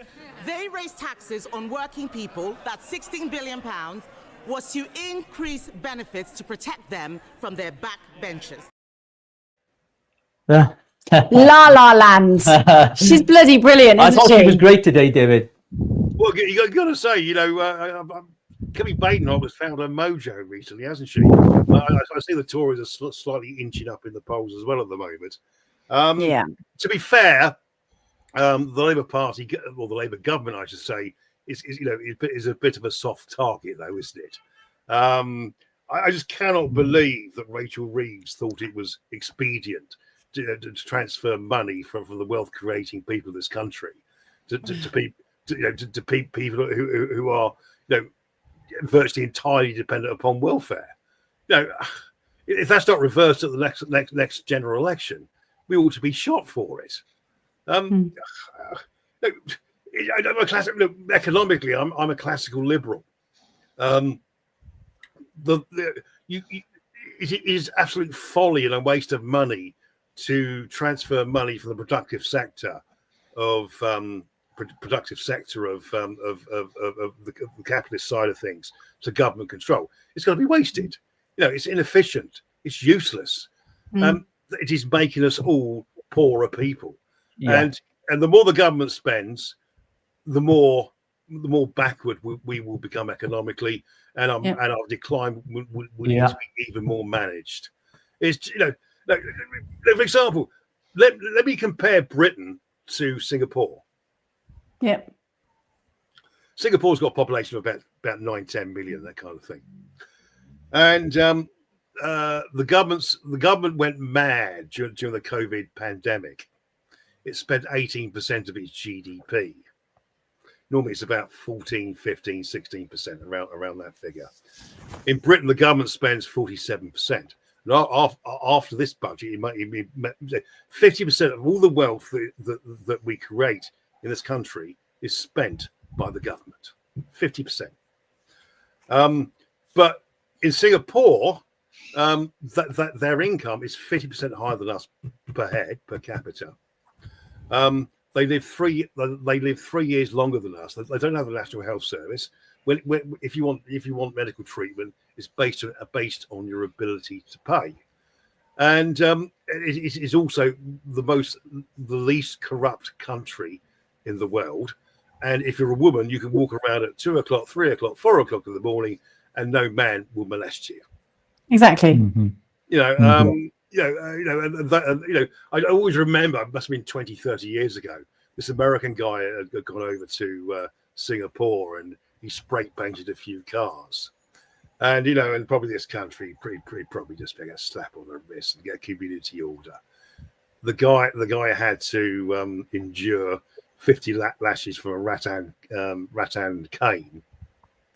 What? Administered by a person with a black belt and jiu-jitsu. What? No way. After that, I don't think he'd be doing that again. No, that's punishment and it's violence, isn't it? Absolutely. Well, it's this civilization, they subjugate their women, and if you think about it, I mean, it doesn't belong in our country. It has no place. Sharia law, Sharia codes. I mean, we should be sovereign from all of that and maintain our Christian heritage and roots. I mean, that's something we need to fight for, Dave, isn't it? Yeah, absolutely. Yeah. This is the whole point about Britain. What made Britain great was our Judeo-Christian roots, our adherence to the rule of law, and the fact that the state cannot impose things on us which we don't feel comfortable with. You look at, for example, the destruction of trial by jury in this country. Yes, of course, 1215. From a writing point of view, was a start off point for rights against the state. But before that, in the 12th century, Henry II was there are cases of people that appeared in front of a jury of his peers, even in Henry II's reign. And he's reading about the Habeas Corpus Act from, I think, 1687. Habeas Corpus meaning we have the body. That the state has to declare that they are holding you a prisoner. The Enlightenment from the 17th century, the 1688-89 Bill of Rights. These are landmarks in our history, which have travelled the world. I don't really know. 17 American states have incorporated Magna Carta into their state constitutions, and the right to a trial by jury has been included by 25 other states in America. Our influence worldwide when it comes to modern democracy is immeasurable, and we're backtracking on this. Absolutely. Pardon. Are we talking about the same David Lammy that oversaw the mistake of releasing prisoners in the country, David? Is that the same guy? Dave's joking. Are you okay there, darling? Yeah, I'm sorry. Yeah, no problems. The wine went down the wrong hole. Yeah. Sorry. I had that the other day. You did, yeah, but it wasn't wine. It was quite burny. It was the wine vocals. Anyway, carry on.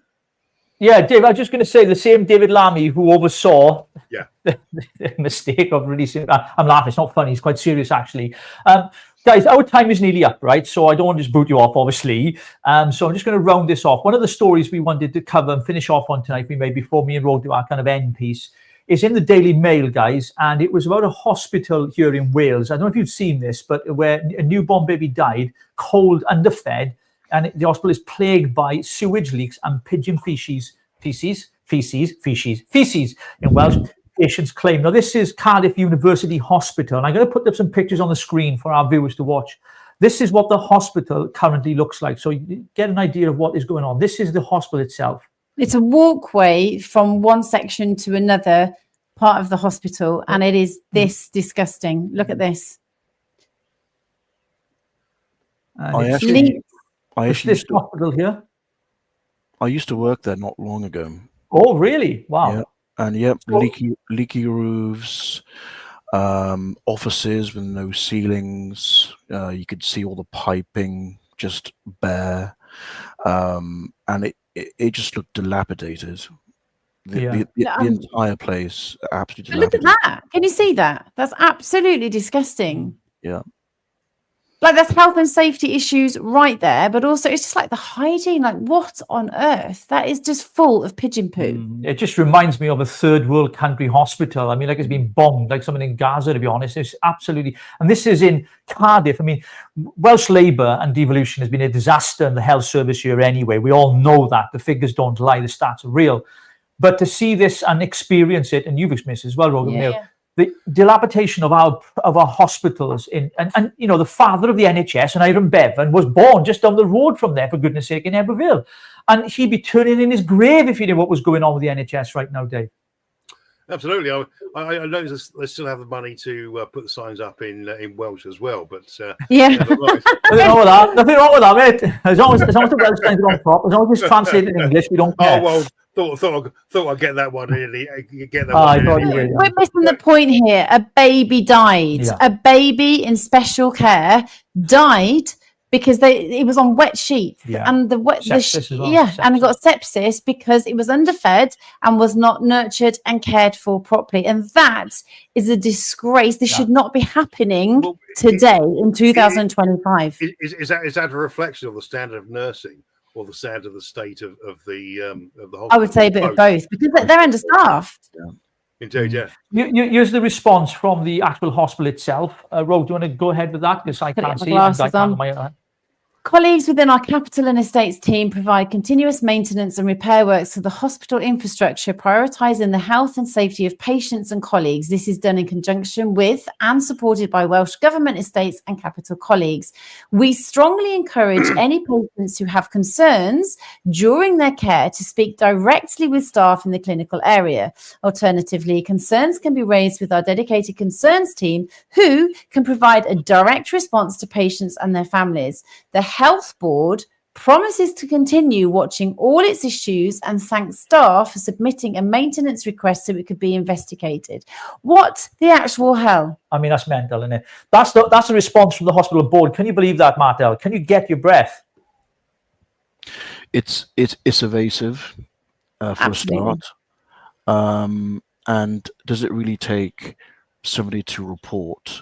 I mean, look at that. Was it those pigeon feces? Does it really take someone to actually report it and make them make them think, oh, thank you for bringing that to our attention. We didn't actually realize for that, and and thanking their staff for it. Thanking them for what?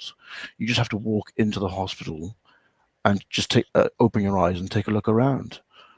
And yeah, like I was saying, my experience of working there not that long ago. Leaky roofs, there were wet floors and certain corridors because it was just like, for example, they just put a bucket and it was there for months, by the way. Yeah, something like that. It was there for months, and I'd just have to sort of sidestep and walk past it. That's disgusting. So what were they doing I mean, maybe it's still there, who knows. Yeah. Ray has just put a baby dying, an absolute fucking disgrace state of both. It is. It's absolutely horrific. Report. If you work there, report every actual damn issue and chase if it doesn't get fixed in the correct time. Well, it looks like nothing was getting done. Look at the pigeon poo. It is literally it's an absolute disgrace. I mean, you built up. I mean, you wouldn't take your dog there, would you? Let's be honest. Never mind to have a baby in that hospital. I mean, it's a disgrace, and it's kind of indicative of what's happened to NHS in Wales and across the country, not just in Wales, but it's worse in Wales. We know that. All the figures and stats tell us that.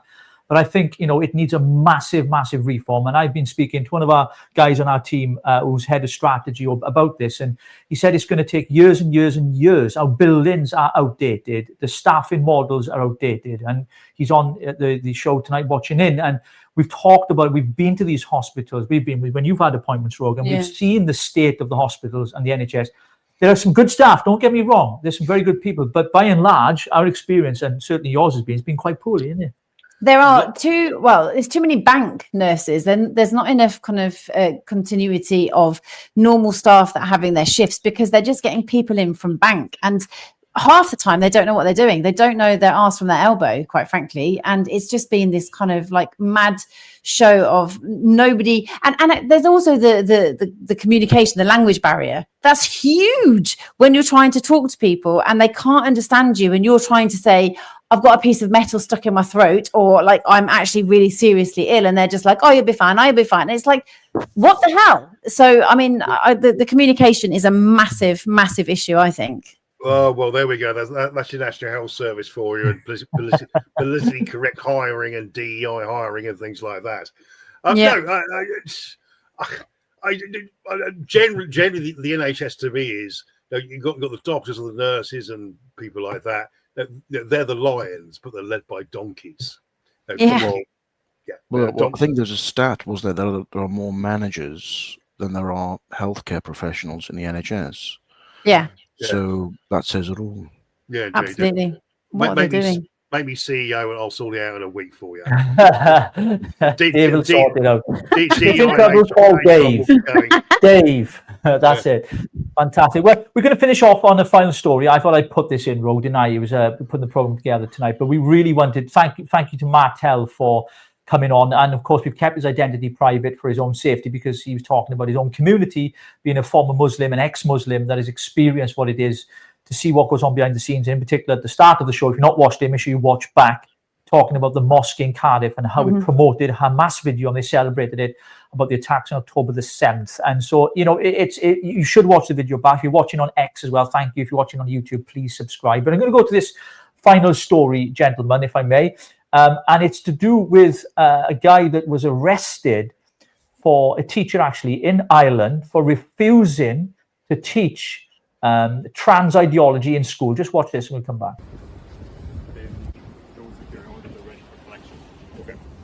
This is Enoch Burke, the teacher who has refused to deny his Christian belief and bow to transgender ideology. We're here at the forecourts again in Dublin, where Enoch's case was again before Mr. Justice Brian Cregan. And he had a number of matters to deal with today in relation to the case. But at the beginning, he said, if any member of the Burke family so much as speaks, they will be removed by Gardaí. So this is the situation we're in. Lies are being told from the bench.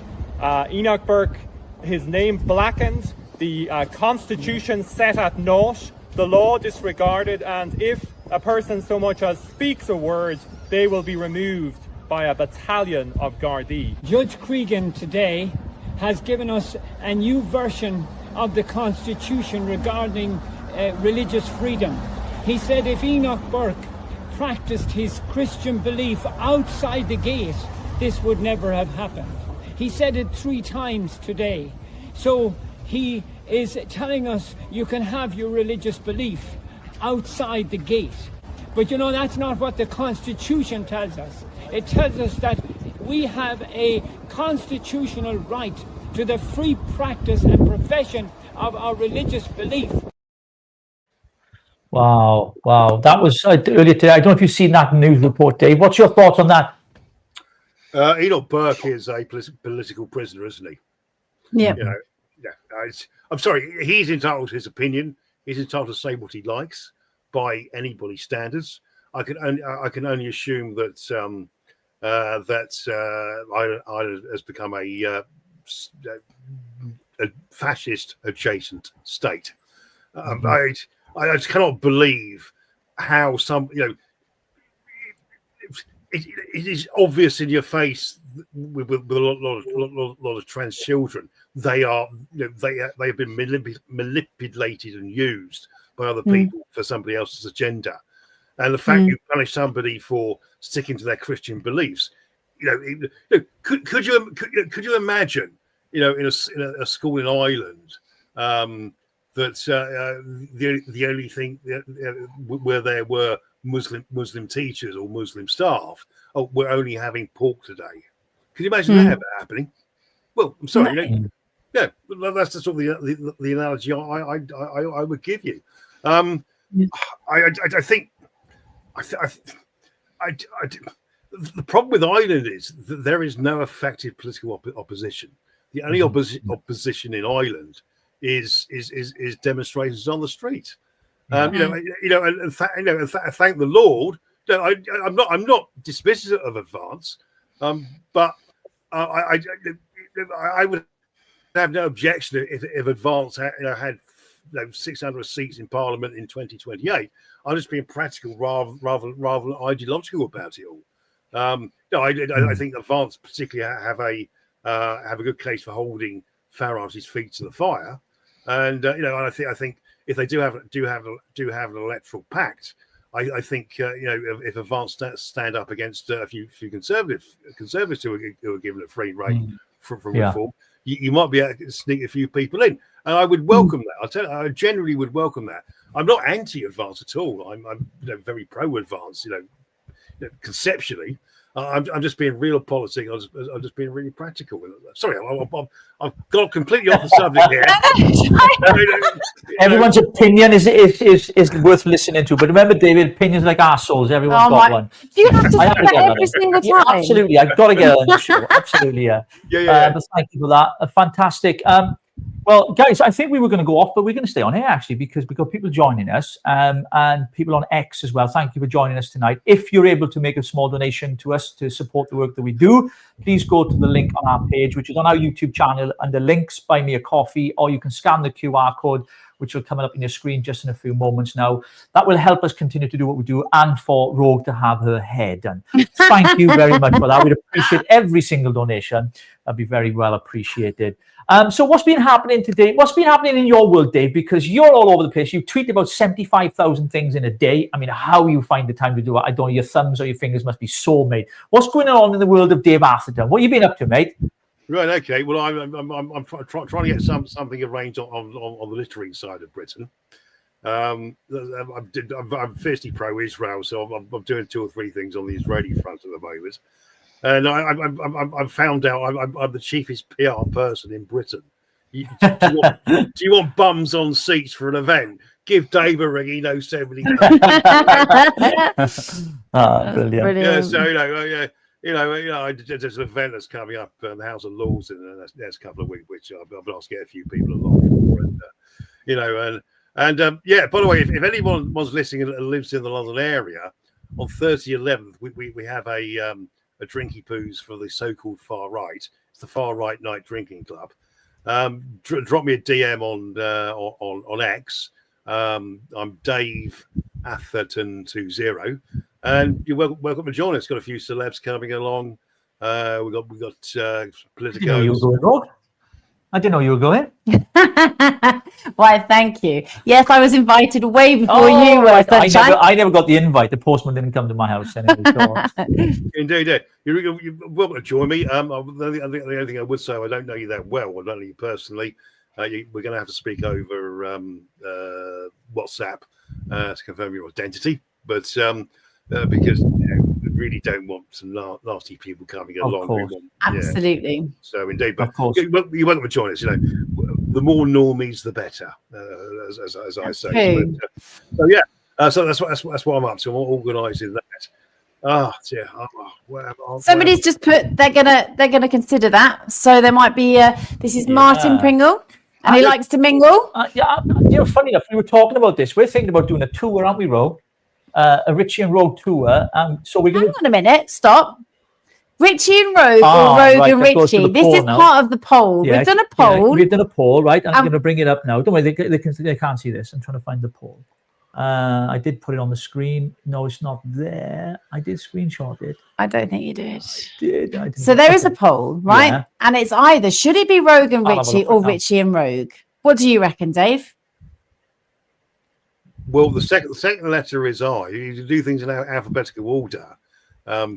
The second letter of Richie and Rogue is I, and the second letter of Rogue is O. So theoretically, alphabetically, Richie should come first.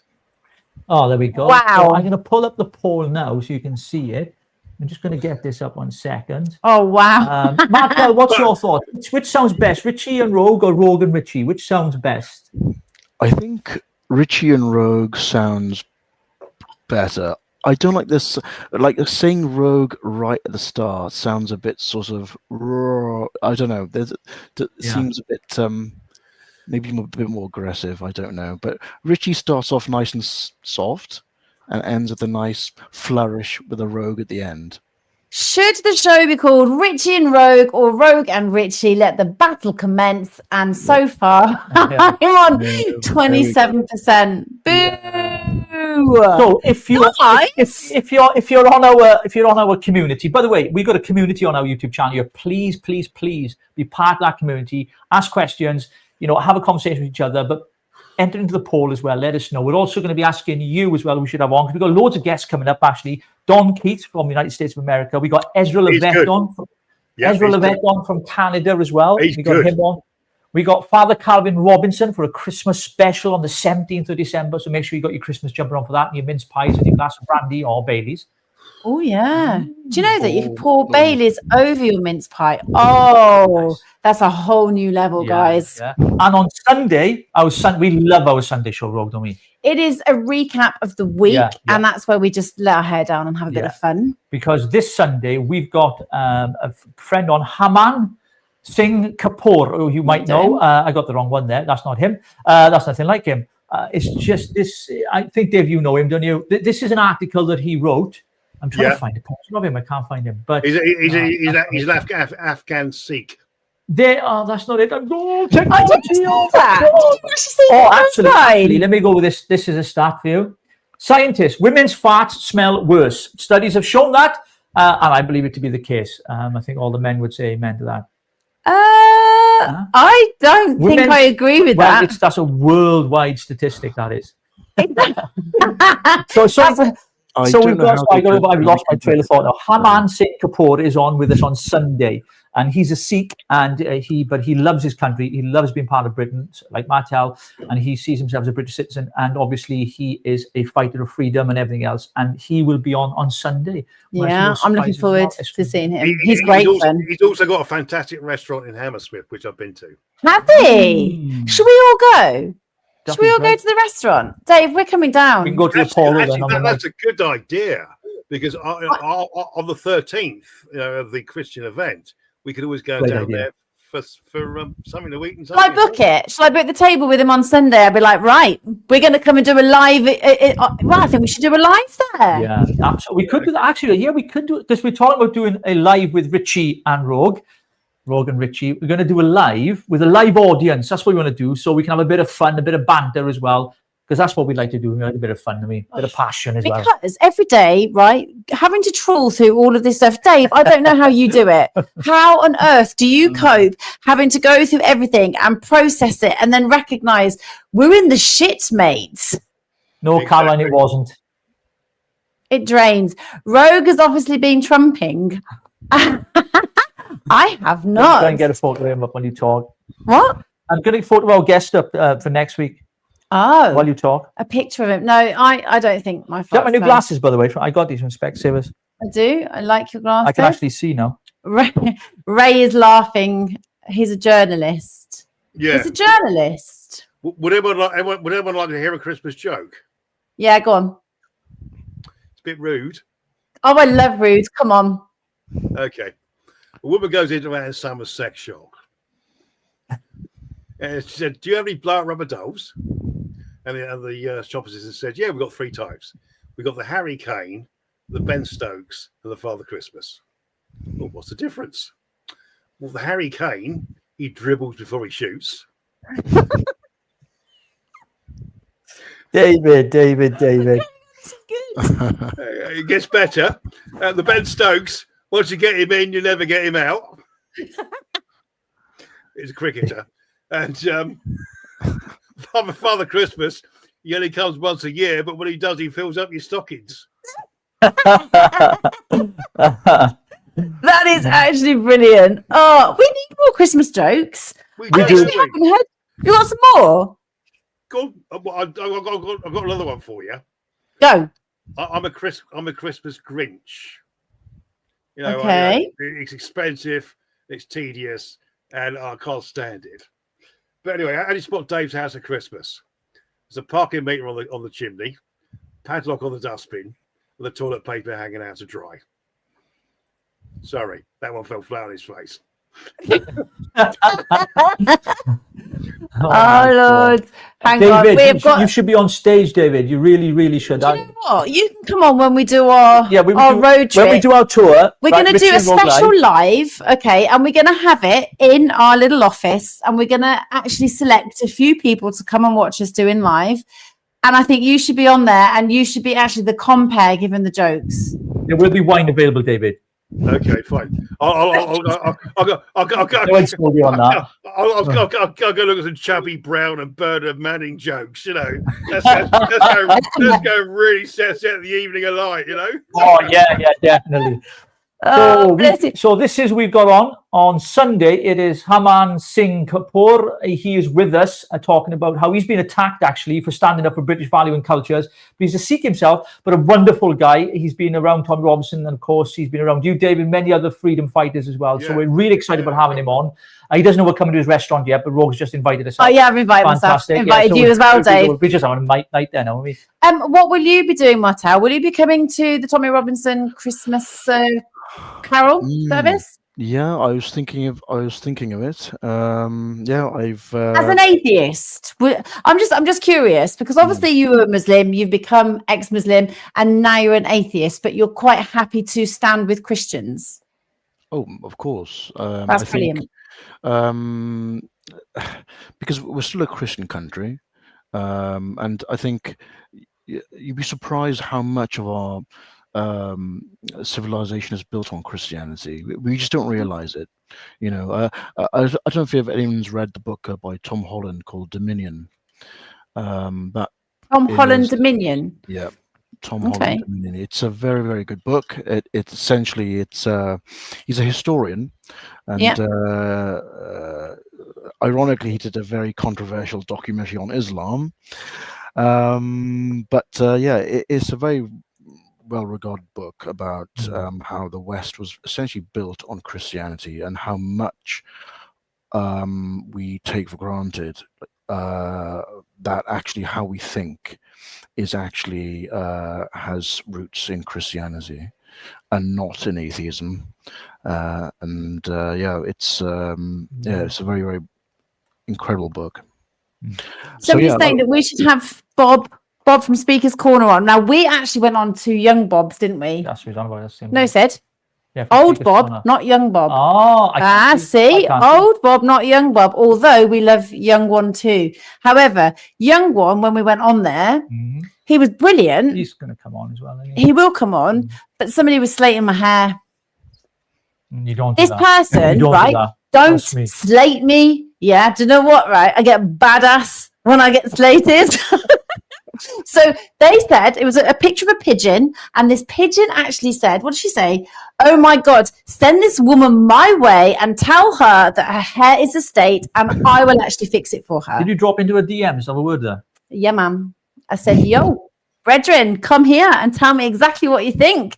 And she's just denied me. So what is our audience thinking? Do you think we should do a tour with a live audience? Leave some comments. Let us know if you think that's a good thing. Because we're thinking about it. Next year, we're planning on doing it, aren't we? Obviously, because Christmas is coming now. I know. I want a break. Dave, do you want a break at Christmas, or do you continue doing what you're doing? I'll be doing what I'm doing. You don't even have time off for Christmas. Thanks, Andrew. No, I'll probably wake up Christmas Day, and I'll probably send out a few what's the word I'm looking for? Celebratory tweets. Christmas Day and having a great day, positive stuff. And the battle resumes on Boxing Day. Do you want to come to us for Christmas, Dave? I'm meant to be going to my sister's, but you've got choices. How lucky!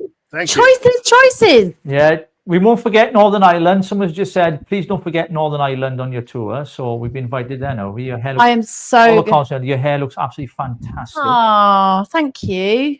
It's just wild, isn't it? Listen, you are extraordinary, love. Thanks. That's what you need to know. You are. Indeed. Yeah, someone's just said about Northern Ireland on here. We're definitely going to come to Northern Ireland, aren't we? Or Ireland. Let's have a We'll look. There it go. is. And don't forget Northern Ireland on the tour. We'll be there. Of course. And they can't cancel us because we'll call it a comedy show. Yeah, and Dave's coming, and he's actually like sort of hosting. Yeah, he doesn't know it yet. He's been roped into Dave, you're coming on a tour with us. Yeah, that's it. Thank you very much, and I'll do my Bruce Forsyth. Nice to see you. See you. Nice. To see you. Yeah. To see you. Nice. Nice to see you. To see you. Nice. High on a 5. Oh no. It's Mike Bruce Forsyth. The cards one. He did the card game. Do you remember that? No. Yeah, kind of. Okay. I think it was a a cracking game. That was. Do you remember the generation game? Remember that? Yes. That's the one, Martel. That's the one. I don't know if it was that, but yeah. It was I used to love Bob Monkhouse on Family Fortunes, and Jim Dixon, what's his name on It's Bullseye. Remember Bullseye on a Sunday? Oh, I used to love a bit of Bullseye. Jim Bowie. Brilliant. That's the one. That's Brilliant. it. Nothing for this. Let me show you what you would have won. You know, so crappy caravan, you know. Take her back, boys. Take her back. Yeah. Play your cards right. Play your cards right. That was it. Play your cards right. That's actually brilliant. Fantastic. Do you remember catchphrase? Catchphrase. That was what's his name? Oh, the original one. Because there's a new one out now with Vernon Kay. Not very good with Vernon Kay. I mean, I like Vernon Kay, but it's a bit boring. Celebrity Squares. The best ones. I don't remember what that was, but they were just brilliant. The old things were the good things. I mean, you remember my best old talking about old kind of sitcoms. Only Fools and Horses. Absolutely legendary. You know, if someone comes to this country and wants to be a British citizen, just suppose, they should be sat down in a classroom and watch every single episode on what it means to be British. What Only Fools and Horses. That's how they should be indoctrinated. 2 in a bed. There was 2 in a bed, and then there was Dusty Bin. Was it 3, 2, 1? I remember the 3, 2, 1 Dusty Bin. 3, 2, 1. Oh, Bullseye. Great cracking show as well. There's a really dirty joke based around that one. Go on. I'll explain it for later on. No, I would do it. Really. When we're off. That's for the tour in Ireland. Oh, guys, right. Des O'Connor. Oh, yeah, Des O'Connor. Right, we're going to say a good night, I think. We are. Well, we're going to do our kind of final piece to camera. And we're going to let our guests go in a nice way, of course. We're not kicking them out of the studio. It's been wonderful having you. So much. It's a wonderful pleasure. Oh, thank you, Martel. Absolutely brilliant to have you on. And it's really, really good to get the insight, actually. And I think everybody needs to hear more about what's really, truly happening. And actually, you know, you articulate it so well that I just think it's really helpful for our listeners and for me and for Richie to hear the true experience that you've had and what is truly happening behind the scenes. And Dave, what can we say? My favorite in the whole wide world. I just love you. Well, it's very much reciprocated, young lady. Her phone is buzzing already, Dave. Are you texting her? You haven't got my hair yet. Honest to goodness. I just love you, and I'm so glad to have you on. And we'll have you on again next week, and we'll just have another topic. But for now, it's a goodbye from us and a goodbye from them. Bless you guys. Take care. Bye-bye, darlings. Bye-bye, and thank you.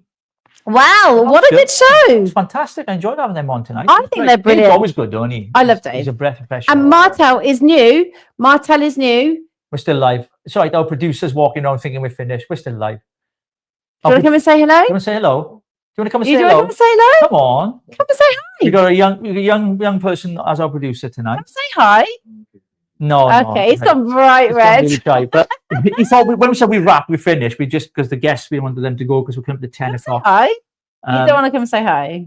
Okay. So I think that having Dave on is always amazing. And actually having Martel for the first time, I think that's really, really insightful to kind of hear what's going on. But I still feel like I need to dig deeper.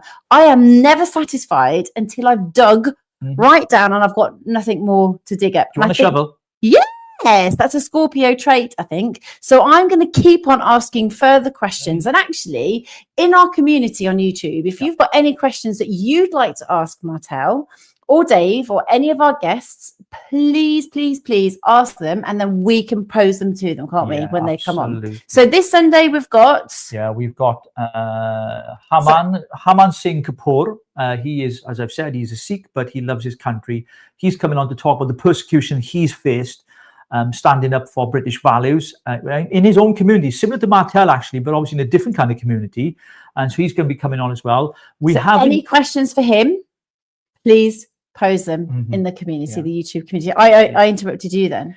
We've invited a number of people on as well, so hopefully we'll hear back from them. So people from Australia, from Canada, America. So we are broadening the horizons, Rogue. We're asking people, because we want people from all over the world to come on to the Saints and Sinners, or as it's going to be called, Richie and Rogue. Richie and Rogue, or Rogue and Richie. Don't forget the poll, guys. The poll. It's very, very important. I mean, what else have you been up to this week? How was your week been, love, anyway? I didn't ask you how your week has been. I haven't been asked you. Forgive me for that. How's your week? It's okay. My week is okay. It's been joyous. Oh, actually, I've been watching on Netflix. Have you seen The Feud?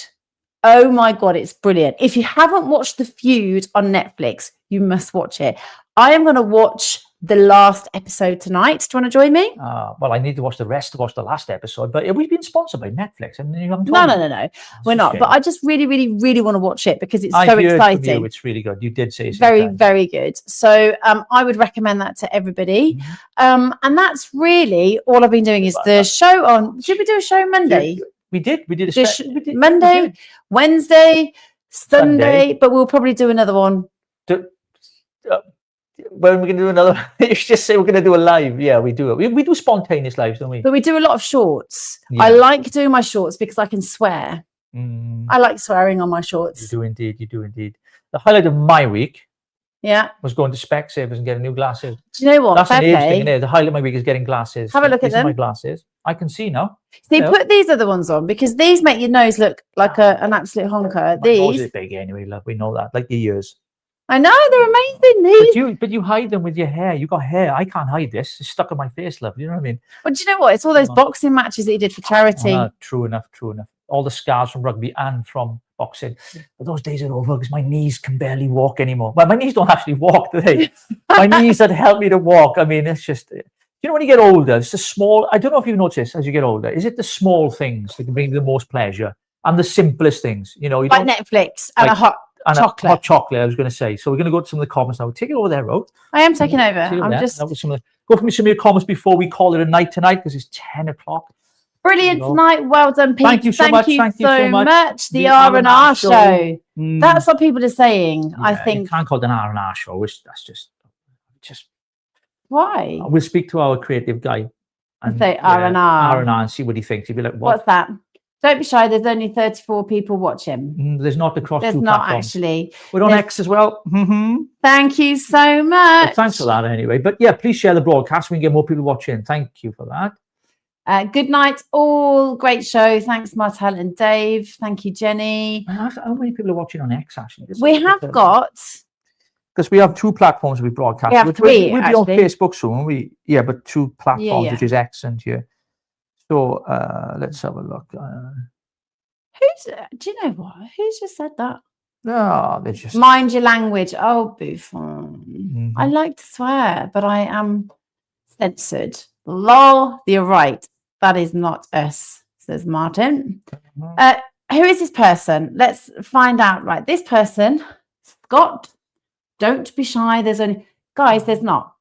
There is, so far... 200 on X and 375. There's 375 people here, 200 there. Yeah, across our platforms. Hey, but anyway, we're a brand new channel and we're glad you've tuned in. We are a brand new channel. I mean, glad you've tuned in anyway. And thank you for everyone that has tuned in tonight. It's been great, isn't it? I've enjoyed it. I love having you all on here. So let us know if you've enjoyed the show. We appreciate all the feedback as well. Positive and negative, something as well, don't we? It's called constructive criticism. Like the numbers, so please help us. By the way, talking about numbers, we're not far from monetization, but we're not there yet. So if you were able to help, please go to all the links on the channel YouTube page where you can buy us a coffee to support what we're doing. We do really appreciate it. We never really ask for much, do we? No? I'm just looking at what Nikki's stroke, tickle, or smash that like button on your way out. Come on, people. Please do it. Give us a like. Go on and subscribe. Glad you found this podcast. Well, you know what? We were talking about this podcast and we were saying, you know, how serious politics is and how serious it can be. And what we didn't want to do is be like the rest of them, like Trigonometry and, you know, Dan Wootton. And they're all friends of ours, by the way. We go on their shows as well. There's many out there you can go on. They're established, like Liam Tufts, we've been on his, and all these different people. We wanted to do something different. It's almost like having a coffee in the lounge with us and listen to us argue, chat. Yeah, we argue a lot. Yeah, but Caroline, that's what we do. Smith, who is my friend, has just said it was rubbish. What was? She said our show is rubbish. Oh, Karen, we love you too. I think she meant something else there. It was rubbish. Is she saying something to somebody else? I think so. Yeah, I don't think she meant it was the show. No, she said that's a show, Rogue. Right, Caroline. I'm going to phone her. Phone her now. I am phoning her. Get on the phone. Get on the phone. Right, I am phoning her. What does she mean by this? Let's have a look. Caroline. No, she was joking. No. She was joking. No. She's phoning you live now. Caroline. There, we're on air. Here she goes. She's on air now. Look. Oh, hi, Caroline. Hello. Oh, hi. Oh, I can hear you. Can you hear yourself on the show? You have just said our show was rubbish, so I'm going to pull you up on air. With an awful echo. Turn it off. You're allowed to joke. Are you watching us on TV or We're still there. We're still talking to you. I think there's a delay. You're allowed to joke. Oh, there is a delay. I can hear it. Well, there is a delay, but you've been told, Caroline. How dare you joke? Yeah, we are. Don't change the format, guys. No, we're not going to do that. We like it like this. It's relaxed and chilled. And what's this one? Your YouTube. I did a live ring up the other day. That went a bit wrong, didn't it? Oh, well, not really. No, you did what everyone else should do, really. Okay, so who else contacted the police? Thank you, Rocker. Thank you for loving the show. Thank you.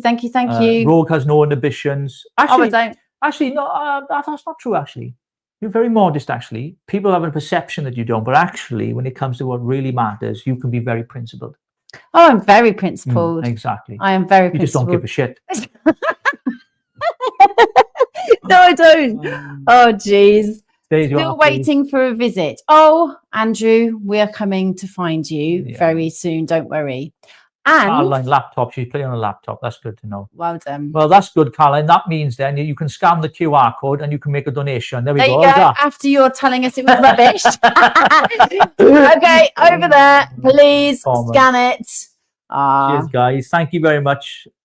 We've enjoyed ourselves tonight, Emily Rogan. I've had a lovely time with you guys. And do you know what? I just appreciate you and however 30, was it say 35 people? Yeah, well, no, that's a lie. It goes between two, really, because we have different platforms and everything else. So the numbers go up, the numbers go down. We don't care about the numbers. We just love the fact that you're here. But that's not true. Can I just say that we're nearly on 400 here and we've got another 300 but they won't on see the that other. number, see, because they can't see aggregated from all of our platforms. And we are actually on Facebook, by the way, Rod. Do you want to tell the viewers about Facebook? I've just set up a new Facebook, and it is basically the Land of Saints and Sinners on Facebook with a lot of the content that I put on X, but actually I like putting new stuff on there because I'm going to swear a little bit more on there. Yeah. TikTok is absolute gash. Swear at me all the time. But Farley said, feels like a family living room with you guys. Oh, thank you, mate. Do you remember? No, I mean, Family obviously, guy. no. Right. I think that I'd be really good at Gogglebox. I think that actually I could be in your living room and I could actually be like commentating on everything that we're watching, and I have an opinion on everything. Make sure you got herbal tea. Oh, yeah. I do like a herbal tea. If you don't mind getting some Bottle herbal of tea in, water, I will use a come kettle. and give you your own rendition of Gogglebox in your living room. Maybe we should do that. Maybe we should just go around to people's living rooms and do lives in their living rooms. Yeah, we could do that, can we? Interview Who wants to sit in your living room? Who's the first person? Yes, we'll go to your flipping houses. I think we're brilliant. On that note, I think we've come to the end of the show. Rose. Have we? Yes, we've done over 2 hours tonight. Fantastic. Well, you've done most of the work tonight, the heavy lifting. So thank you, my love. You've been absolutely fantastic. Guys, and I couldn't do it without you. All of you have been fantastic as well. Thank you for joining us. And of course, to the wonderful Dave Atherton and Martel, whose identity has been hidden for his own safety. Yeah. If you've missed the show, please watch it back. If you're watching this back, please subscribe to all of our channels. We're on X at Land Sinners, at RW Taylors, and of course our YouTube channel. If you'd like to make a small donation, please go to the link on the page and you'll be able to do that. Any amount will be much appreciated. And now you've taken over the technology as I'm about to go to the end and do a close. Not technically, like the Griswolds. I don't know who I just had a perfect finish then. You've just gone straight across comments. I like it. I know, because you've got ADHD and I got autism. And I'm Chamomile, yes, I like chamomile actually. And now it's turned into chat show now. Spearmint, not peppermint. Oh, I do like spearmint. Night night. Love you guys. No. They wanted to watch the Christmas song. They want the Christmas song. Yeah, that's what I was like. That's what I was teeing up. Oh, right, sorry. That's all right. I wasn't listening. I zoned out. Smoke on, stop. Night. ADHD. That's me. ADHD. Can't you tell? So we're going to go to our Christmas. We're going to show this in our outro will be played after this. Good night, guys. Thanks for joining us. We love you. See you on Sunday night. Don't forget, set your reminder. Notify me on that little bell. Sunday night at 8 p.m. where we've got a special guest on Hawan Singh Pur, where he'll be talking about his experience of being a Sikh living in this country and loving the country as well. So here's our outro, and we'll catch you on Sunday. Bye. Where are your Christmas trees? Sorry, that's offensive. We only sell evergreen trees now. Oh, what a joke, this country. Ben, what are you doing? Anything? Changing the evergreen trees back to Christmas trees, how it should be. Merry Christmas, Ben. That's offensive. You're not allowed to celebrate Christmas in Britain anymore. What a joke. What's next, honestly? Ben, what are you wishing for Christmas this year? A new government. There he is. He criticised Labour. Get him! Santa, what are you getting us, Starmer, for Christmas? A big lump of shit, that's what. Ben, what do you want for Christmas? Labour out. Oh, me too. Ben, why have you decorated your room for Christmas in November? I don't believe in calendars. Merry Christmas to me. Are you excited for Father Christmas? No, Christmas is offensive and we need to respect the illegals.